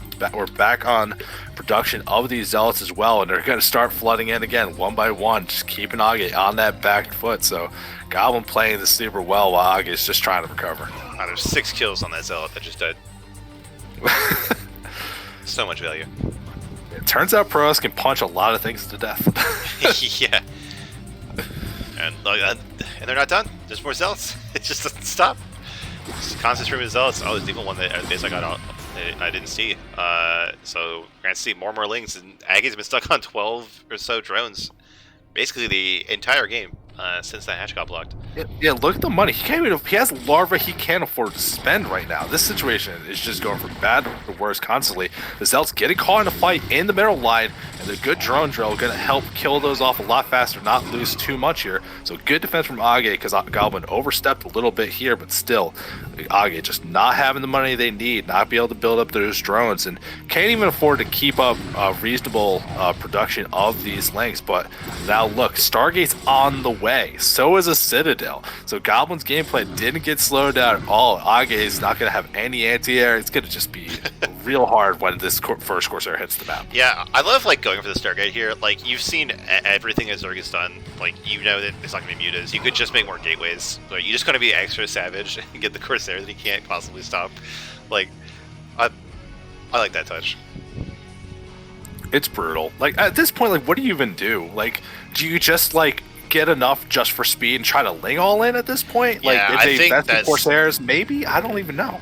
That's your only chance. Like hope that Pro-Ass gets greedy. They only make 1 cannon. They don't like he's not actually blocking all the chokes. I don't think it is like there's no speed. There's not that many links, but yeah, I think that's really the only chance that Zerg has after being dunked on so hard.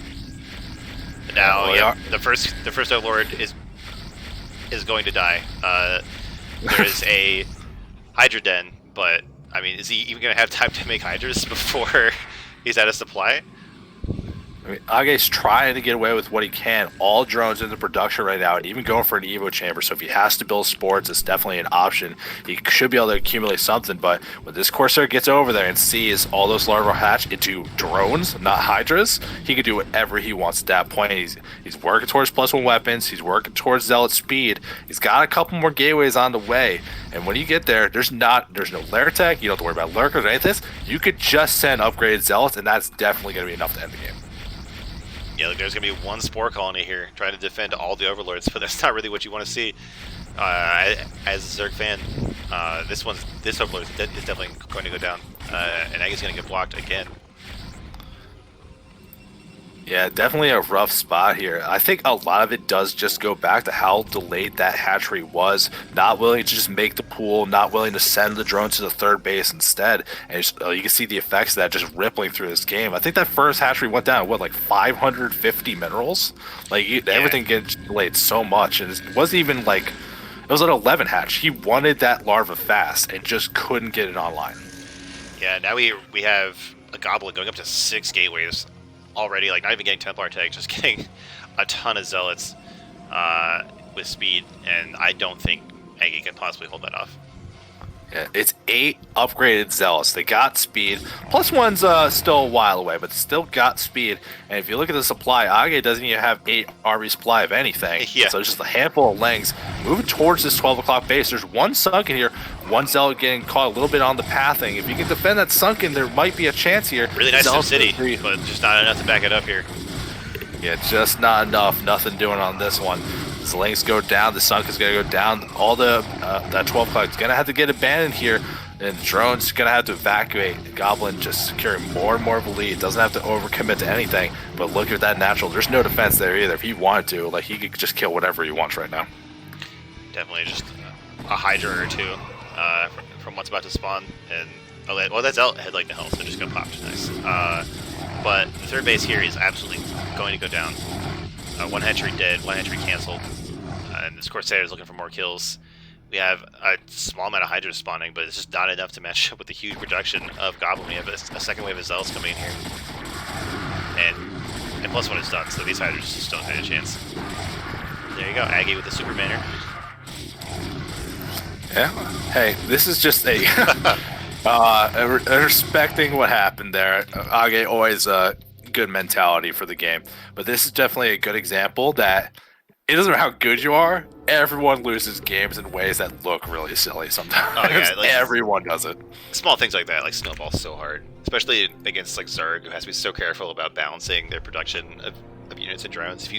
If you slow that up, it's so hard to get back on track. And now we're going to go into our final series with players that I have never seen before, I think, so that'll be fun. Well, I'll see who does. Oh, and so far, R.A.T.S is up 3-0.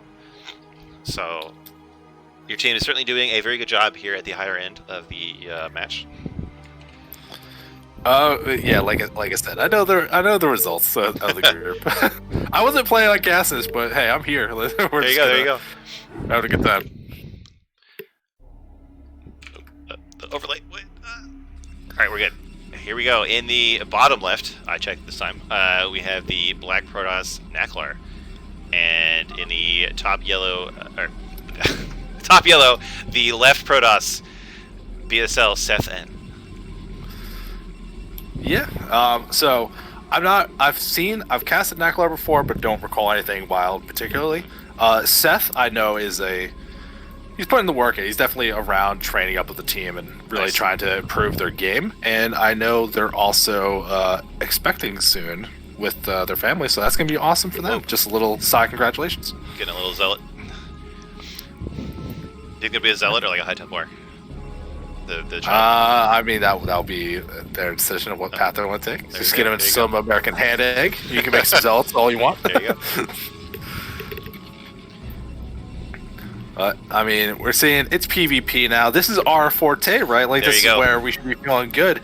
And on this map particularly, with all this high ground, all this open space, I love the idea of going harder on Dragoons. Maybe 3-gate obs, protect yourself against the DTs, but make sure you can control that high ground advantage, control the map, and actually plan to take an expansion in this game. I think that sounds very reasonable to me. I think you're right. I feel like when we watch PvP at the ASL level, like we see both players one base for like 9 minutes, but it seems like at our level, or even like at these players' level, like we see a lot of like 1-gate robo expand or like 3-gate obs into expand or DT expand. So I guess players aren't like quite as lethal with the goons yet. Well, I think you can speak from experience too. I know me for sure. I have lost so many PvPs thinking I can get up that ramp. No, you fucking can't. Oh yeah, it's so easy to lose like that. Like a 1 goon difference, like going up a ramp or something, is just it's such a hard way to lose. Because like once you start to lose the fight, you know that it's bad. Like you can't really run because you'll take too many shots running, and like you can't build enough in the time it takes them to come kill you. It's like such a sad feeling. Yeah, and it's not even like it gets better. Where it's like you get caught and it's like, all right, I got 5 goons, they got 4, then reinforcements come. Now it's 6-5, and you lose because of high ground advantage. You're not going to lose that fight by 1 goon. You're going to lose that fight by all the goons. Oh yeah, it's so nuts. Gonna die to a counterattack. Like like 7 goons for 6 goon does not win with 1 goon left. It wins with like 6 goons left. Like it gets out of control so fast. I know like my thing is like I go like 3 gate goon or 3 gate obs, and they go like Reaver expand, and I'm like, I think I can snipe that Reaver, and I cannot snipe the Reaver, and I lose everything. Like, oh, I feel so bad. Oh, look at this big difference between the two players. While they're doing the same build, never mind. As I started my sentence, I was clearly going to be wrong. I was about to really congratulate that. Is that a whole position? Well, no, it was. It was, but then he went out to try and chase the probe. Was the problem. Oh, no. No, he wasn't a great spot to block off that scout, but managed to get in the base. Now both players getting that full scouting information, but it's mirrored build so far. It's one gateway, it's range. They even both got a zealot, so there's no one's cutting corners, the other ones can't match or anything. Everything lining up just perfectly. They're going to be able to clear out these scouts though, and we're going to have to see at some point there's going to be that change. Second gateway on the way for Seth, while Naklar adding on that Robo. That's not quite an indication just yet, because some players like to go 2-gate Robo, and it's just, do you get the gateway or the Robo first on which way they want to do it? But Naklar, if they go for Robo, that could be Observers, that could be getting the Reavers for defense to take the expansion. A lot of opportunities still for both players to make choices and play into them. Yeah, I'm interested to see how this build from Seth plays out, because I feel like if you go 2-gate before Robo, you usually get the second gate a little earlier. I could be thinking of like the 10-21 like build that Shafir likes to do a lot. Oh, here we go. So it looks like Naklar is going to go into 3-gate obs. We talked about it a bit earlier. Like, I used to look down on this build, but the more that I lose... Why? Well, let me explain. The more that I get wrecked at PvP, the more I appreciate this build, because it's not really advantaged against very many builds. Like, it'll like absolutely destroy someone who's going for DTs, but against almost any other build, it's like a little bit behind, but it dies to nothing. Like, as long as you don't get 2-gated or something, like before you can possibly go 3-gate obs, you should never die with this build. And that is so valuable, especially like at the CPL level, right? Like just being able to get to the point where you can have an expansion. Yeah, well, the big thing I like about this build particularly, though, is that you have a good Dragoon force. You won't have shuttles, you won't have Reavers, you won't have that splash damage. But because it's so early in the game, if you see your opponent taking an expansion, you could definitely outplay that and go kill the crap out of it, or at least get map control and take your own. So there's definitely a lot of opportunities for this build. High ground advantage here, we see that Seth's trying to poke in, but has similar unit count to his opponent. But with that high ground advantage, he's going to lose his elf for free. Everything's on the map, and now with an observer, we see Naklar feel comfortable to move out here, back at home for Seth. We're adding on the support bay, we're adding an observer, so he's looking like he wants to go into Reavers, but he has to buy time to actually get there. Fight in the middle is going to break out. Nice movement here from Seth, kind of catching Naklar when his goods are still on the low ground, but there's such a higher count from these 3 gateways that Seth still has to run. It doesn't look like he'll get wiped out here, but he's going to take a couple of pot shots, and yeah, it looks like Naklar is going to turn around and say, alright, you want to run that way? Okay, I'll just go to your base. Another great thing here that you have. Well, this is a great thing that you can do with 3-gate ops, because if your opponent's moving away, you can threat, I'm going to go attack you because you don't have the production to stop me. And your opponent has to make a choice. They want to go back or come back and defend. Like you see Seth come back to defend, and that's just a free opportunity. You don't commit to the attack. He comes back home. That pro's in position. You're going to be able to take that expansion. There you go. Very nice. I was about to say, I really think that Naklar just needs to throw down a Nexus and then pressure, but not commit. Like, this is a build. I was talking about how like 3-gate obs is really like advantage against anything, but actually like this like 2-gate into late Robo into like Reavers, like this is perfect for 3-gate obs. Like the Reaver won't be able to kill you, and you get the much earlier expansion. And look at this, he's getting in here before the Reaver comes down, getting some pot shots up. I think he's actually getting the worst end of this deal, so he should definitely run now. Yep, see, this is what I do. I'm like, oh, the Reaver, I can kill that. So I was just talking about how great position Naklar was in, but he just donated all of his goons and didn't even kill the Reaver. So Seth is going to feel very safe now. His expansion is going to be way behind. It seems like the reinforcement rate from Naklar is going to save him from dying. We don't have a shuttle even started yet, so this Reaver... Oh, well, right when I said that, the shuttle started. So, but it's still going to be a long time before that Reaver can think about being aggressive. So I don't think Knacklar is going to get too punished for that dive this time, especially because he did get the Nexus before he went in. I mean, he started his own Nexus, so he's expansion timing is going to be really great here. Yeah, I mean, the Nexus way farther ahead, already completed, while his opponent's is barely halfway done, so going to get the advantage there. But Seth does have Reavers, does have the splash damage on there. And with Knacklar going for a gateway-heavy build, losing a bunch of those early gateway units, that's kind of the thing you can use to overwhelm if your opponent does build up that Robo Force, gets 2 Reavers, gets the shuttle. If you just have so many more Dragoons that you can spread out and really abuse things, it feels good. But when you lose those fights, which Knacklar commits that fight, didn't focus fire the other units, and you can see now that he has all things at home because he has to respect it. But look at that shuttle moving across that left side. 1 Reaver's in it. He's researching speed, but he's not even waiting for it. And there's no Dragoons back at home. Knacklar's going to have to just respond in time and pull the pros before he takes but all the goons are leaving. damage. All the goons are leaving, so there's not going to be any defense here. And there's no like spawner plans or anything. This Reaver, oh man, That's a good pull. Good pull to not lose any probes. Reaction time. And committing to the attack, a Reaver back at home did get made, so there's plenty of Dragoons. The Reaver is about to hit completion as well, so we're going to have the units already there. The shuttle moving back, but Knacklar are going to find the engagement before anything. But look, there's still a lot of Dragoons here back at home, and he's got to be careful about that Reaver, not to take too much critical damage here. And here comes that shuttle from the backside. A second Reaver showing up out of nowhere. Knacklar might not be ready for it. The dive's not going to work. The shuttle does not save it, but I still think that was another good fight for Seth. Yeah, we mentioned it before, but I feel like Knacklar really wants to keep his goons alive. That's his big advantage, is his big goon count. So trading away goons and not killing the Reaver, that is really playing into Seth's hand here. But obviously, I know what it's like to get that hubris and want to kill that Reaver. Oh yeah, for sure. Yeah. Like we all do it. Yeah. Now, we're seeing a shuttle, 1 Reaver, not overcommitting, not loading up all the Reavers or anything he has, no extra units, but shuttle speed's done now. Let's see if Knacklar has that awareness to do it again. There's still no Dragoons in the main, no defense, a lot faster this time. No pull yet. Oh no. Oh!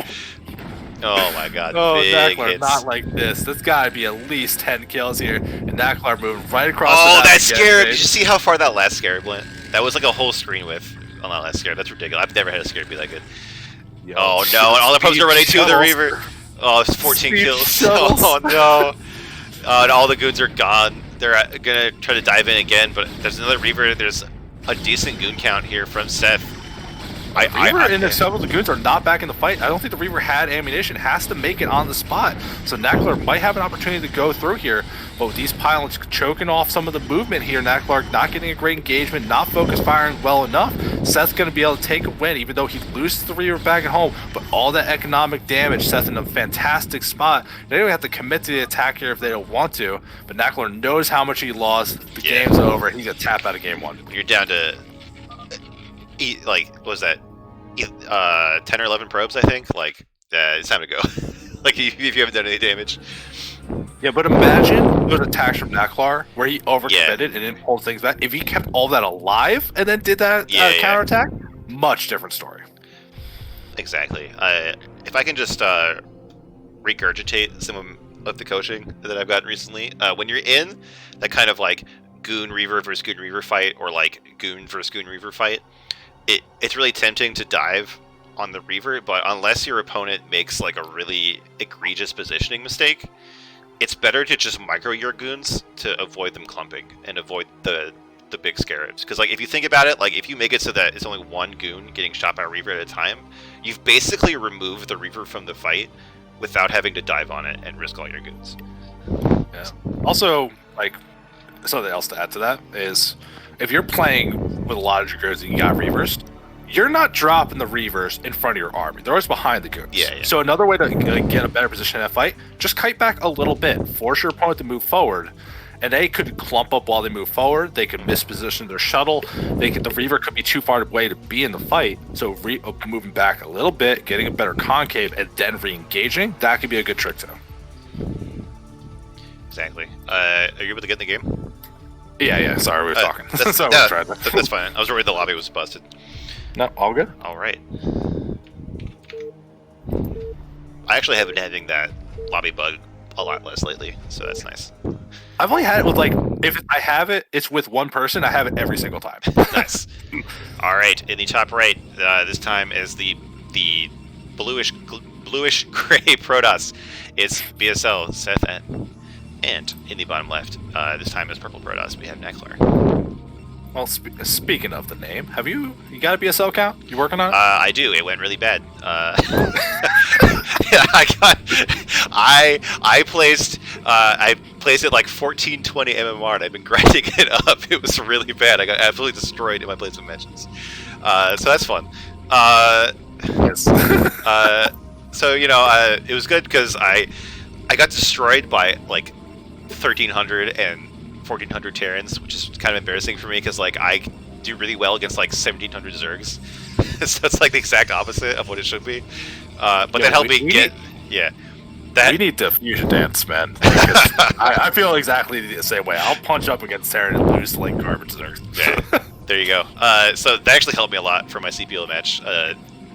No spoilers, but it helped me feel a lot more confident against Terran. Like I was like, okay, I need to learn how to fix that, and that helped me learn things. Nice. All right, so we're on Eclipse now. We're not on Shakura's Plateau. I still like 3-gate ops. There's enough high ground, there's enough ground movement that makes you feel comfortable, and especially with the longer distance where a shuttle is a little more risky, where you feel a little less comfortable moving all over the place. Still love 3-gate ops. Those mobile Dragoons feel so comfortable in this matchup to me. It's true.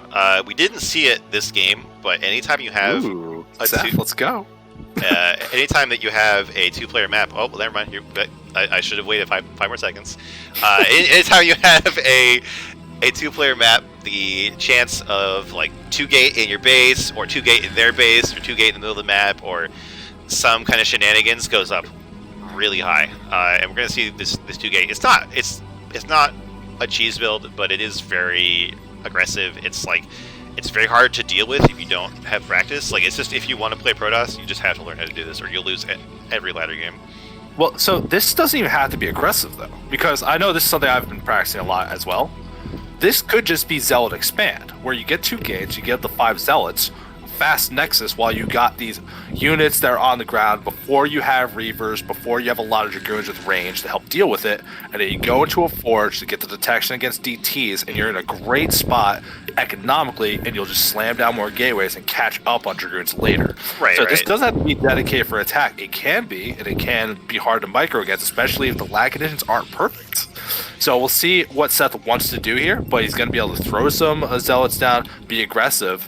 If he's going to move out at all, he's going to move out when he has 3 to begin with, but he might just stay back at home and be prepared for that early expansion, like I was saying.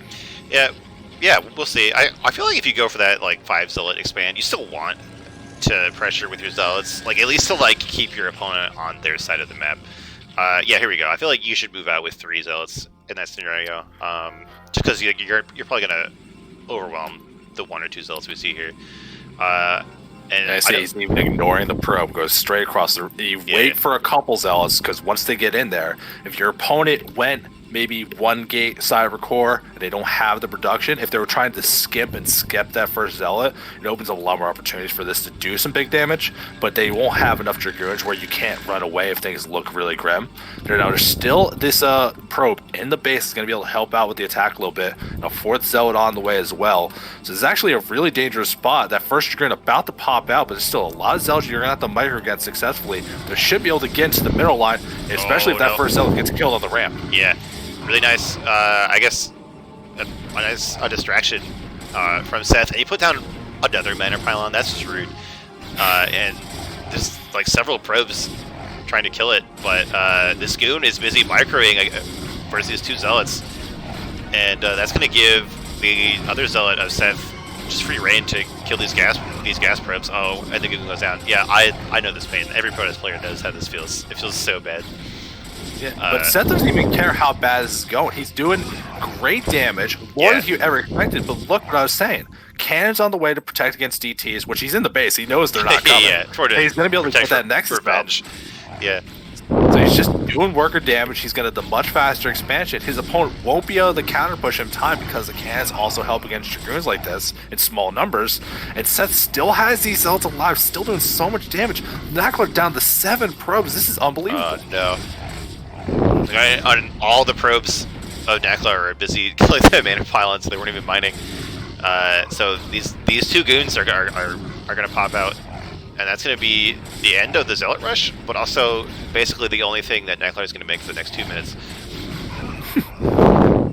Yeah, I mean, it's just going to be so hard here. Even Knackler getting thrown off the game. He's trying to make more goons. He has to cut probes to make more. He's only at 7. And if Seth wants to be real tricky, he keeps these Zealots here just to keep buying time. He keeps sending them here to do counterattacks. He doesn't even care if he loses them. Because look, there's 4 cannons at the front. Yeah, like 4 cannons. No way you're going to break this with 5 goons. cannons? Oh my god, this dude has like been traumatized by bad cannons or something before, because I was gonna say I'm pretty sure that you're supposed to get the Nexus and then the cannons, but like 2 before is okay, but like 5 cannons, you don't need that, right? You can just get the Nexus. Yeah, I agree with what Seth's doing here, because you don't need that many cannons early on, but he knows with how much damage he did, the only way he can lose is to a counterattack. So he's just making sure, because even if he never puts that next down, look at the economic lead, 20 to 5 workers. He doesn't have to do anything right now. And he's even sent those 2 Zealots around, so they're not going to be in the path of Dragoons. They're going to counterattack for more damage. No. And these goons are going to have to fight their way through. Now, with 6 cannons, there's no way. Yeah, there's like mathematically no way that's ever going to work out. Yeah, but see, like Zealot Expand, it's fun. You guys should try it. It doesn't always go this well, but it gives you the opportunity because it's still just Zealots, and here come those Zealots into that main. There's some Dragoons outside, but not enough. No. Knackler's not even going to try and tap out. Seth takes it 2-0. Like, just brutality out of a Seth in this series. And that's it. That is match number 4 for tonight's cast.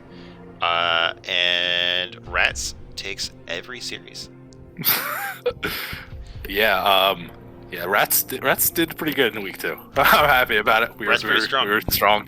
Pretty strong. All these admin on teams, you can say it's fixed, but every team has a CPL admin, so don't throw that garbage my way. Well, there you go. Thanks for watching, everyone. Thanks for helping me out, Saetzero, both with all this setup and with the cast when Least went MIA. Of course, man. Fun games. I had a good time watching. Yeah, those were some good games today. All right, I should look this up beforehand. Is there anyone we can raid who's Starcraft related? There's R.A.T.S, but he won't even notice. No, don't raid R.A.T.S. He does not. How about Cross TV1? All right, looks like actually he's playing fastest. How about Crossy? Yeah, there we go. All right. What do I do? /raid Crossy? Yeah, here we go. Yep. Do I have to do the capitalization? Oh, not. All right. I don't think so. Okay, here we go. All right, thanks for everybody.